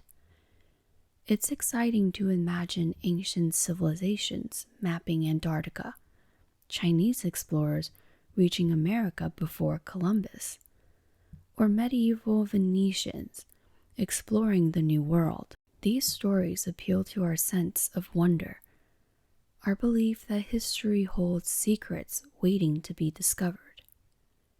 But our enthusiasm for mystery shouldn't lead us to abandon reason, evidence, and critical thinking. The real mystery of maps are often subtler than ancient astronauts or impossible knowledge. The real mysteries are: how did information travel across vast distances in the pre-modern world? How did different cultures synthesize diverse sources of knowledge? What theoretical frameworks guided early cartographers when they ventured beyond known territories? How did errors propagate through cartographic traditions? What did people believe about their world, and why did they believe it? These questions don't have simple answers. They require careful historical research, cross-cultural comparison, and technical analysis, an imaginative reconstruction of past worldviews. They demand that we take historical actors seriously, understanding that they were rational people working with the tools and knowledge available to them, not primitive simpletons or recipients of mysterious ancient wisdoms. As you drift off to sleep tonight, perhaps you'll dream of dusty archives where lost maps wait to be discovered. Perhaps you'll imagine yourself as a medieval monk, carefully drawing coastlines and mountains on precious vellum. Maybe you'll sail with Piri Reis across the Ottoman seas, collecting maps from captured Spanish ships. Perhaps you'll stand with Martin Waldseemüller in his German workshop, deciding whether to name a continent after Amerigo Vespucci. Maps are humanity's attempt to understand and represent our place in space. They're tools of navigation, instruments of power, works of art, and documents of belief. Every map contains mystery if you know how to look for them. Not necessarily mystery of impossible knowledge or lost civilizations, but mysteries of human creativity, ambition, error, and understanding. The world has largely been mapped now. Satellites photograph every square meter of Earth's surface. GPS coordinates pinpoint locations to within meters. We have maps of ocean floors, atmospheric currents, underground geology, and even the surfaces of other planets. The age of cartographic mystery, in some sense, has ended. But in another sense, the mystery continues. Old maps still hold secrets, place names we can't identify, sources we can't trace, errors we can't explain, and new questions continually arise as scholars develop new analytical methods, discover new documents, or reinterpret old evidence. The maps we've explored tonight, from the Babylonian clay tablet to the Zeno map's Phantom Islands, remind us that human knowledge is always incomplete, always provincial, always shaped by the perspectives and limitations of its time. Future generations will look back at our maps and find them quaint, limited, and mysteriously wrong in ways we can't currently see. That's not a defect. That's the nature of knowledge. We do the best we can with what we have. We make maps, draw lines, mark territories, label places. Some of our maps will endure. Others will be forgotten. Some will be vindicated by future discoveries. Others will be revealed as errors or frauds. But each map in its time represented someone's best attempt to understand and depict the world.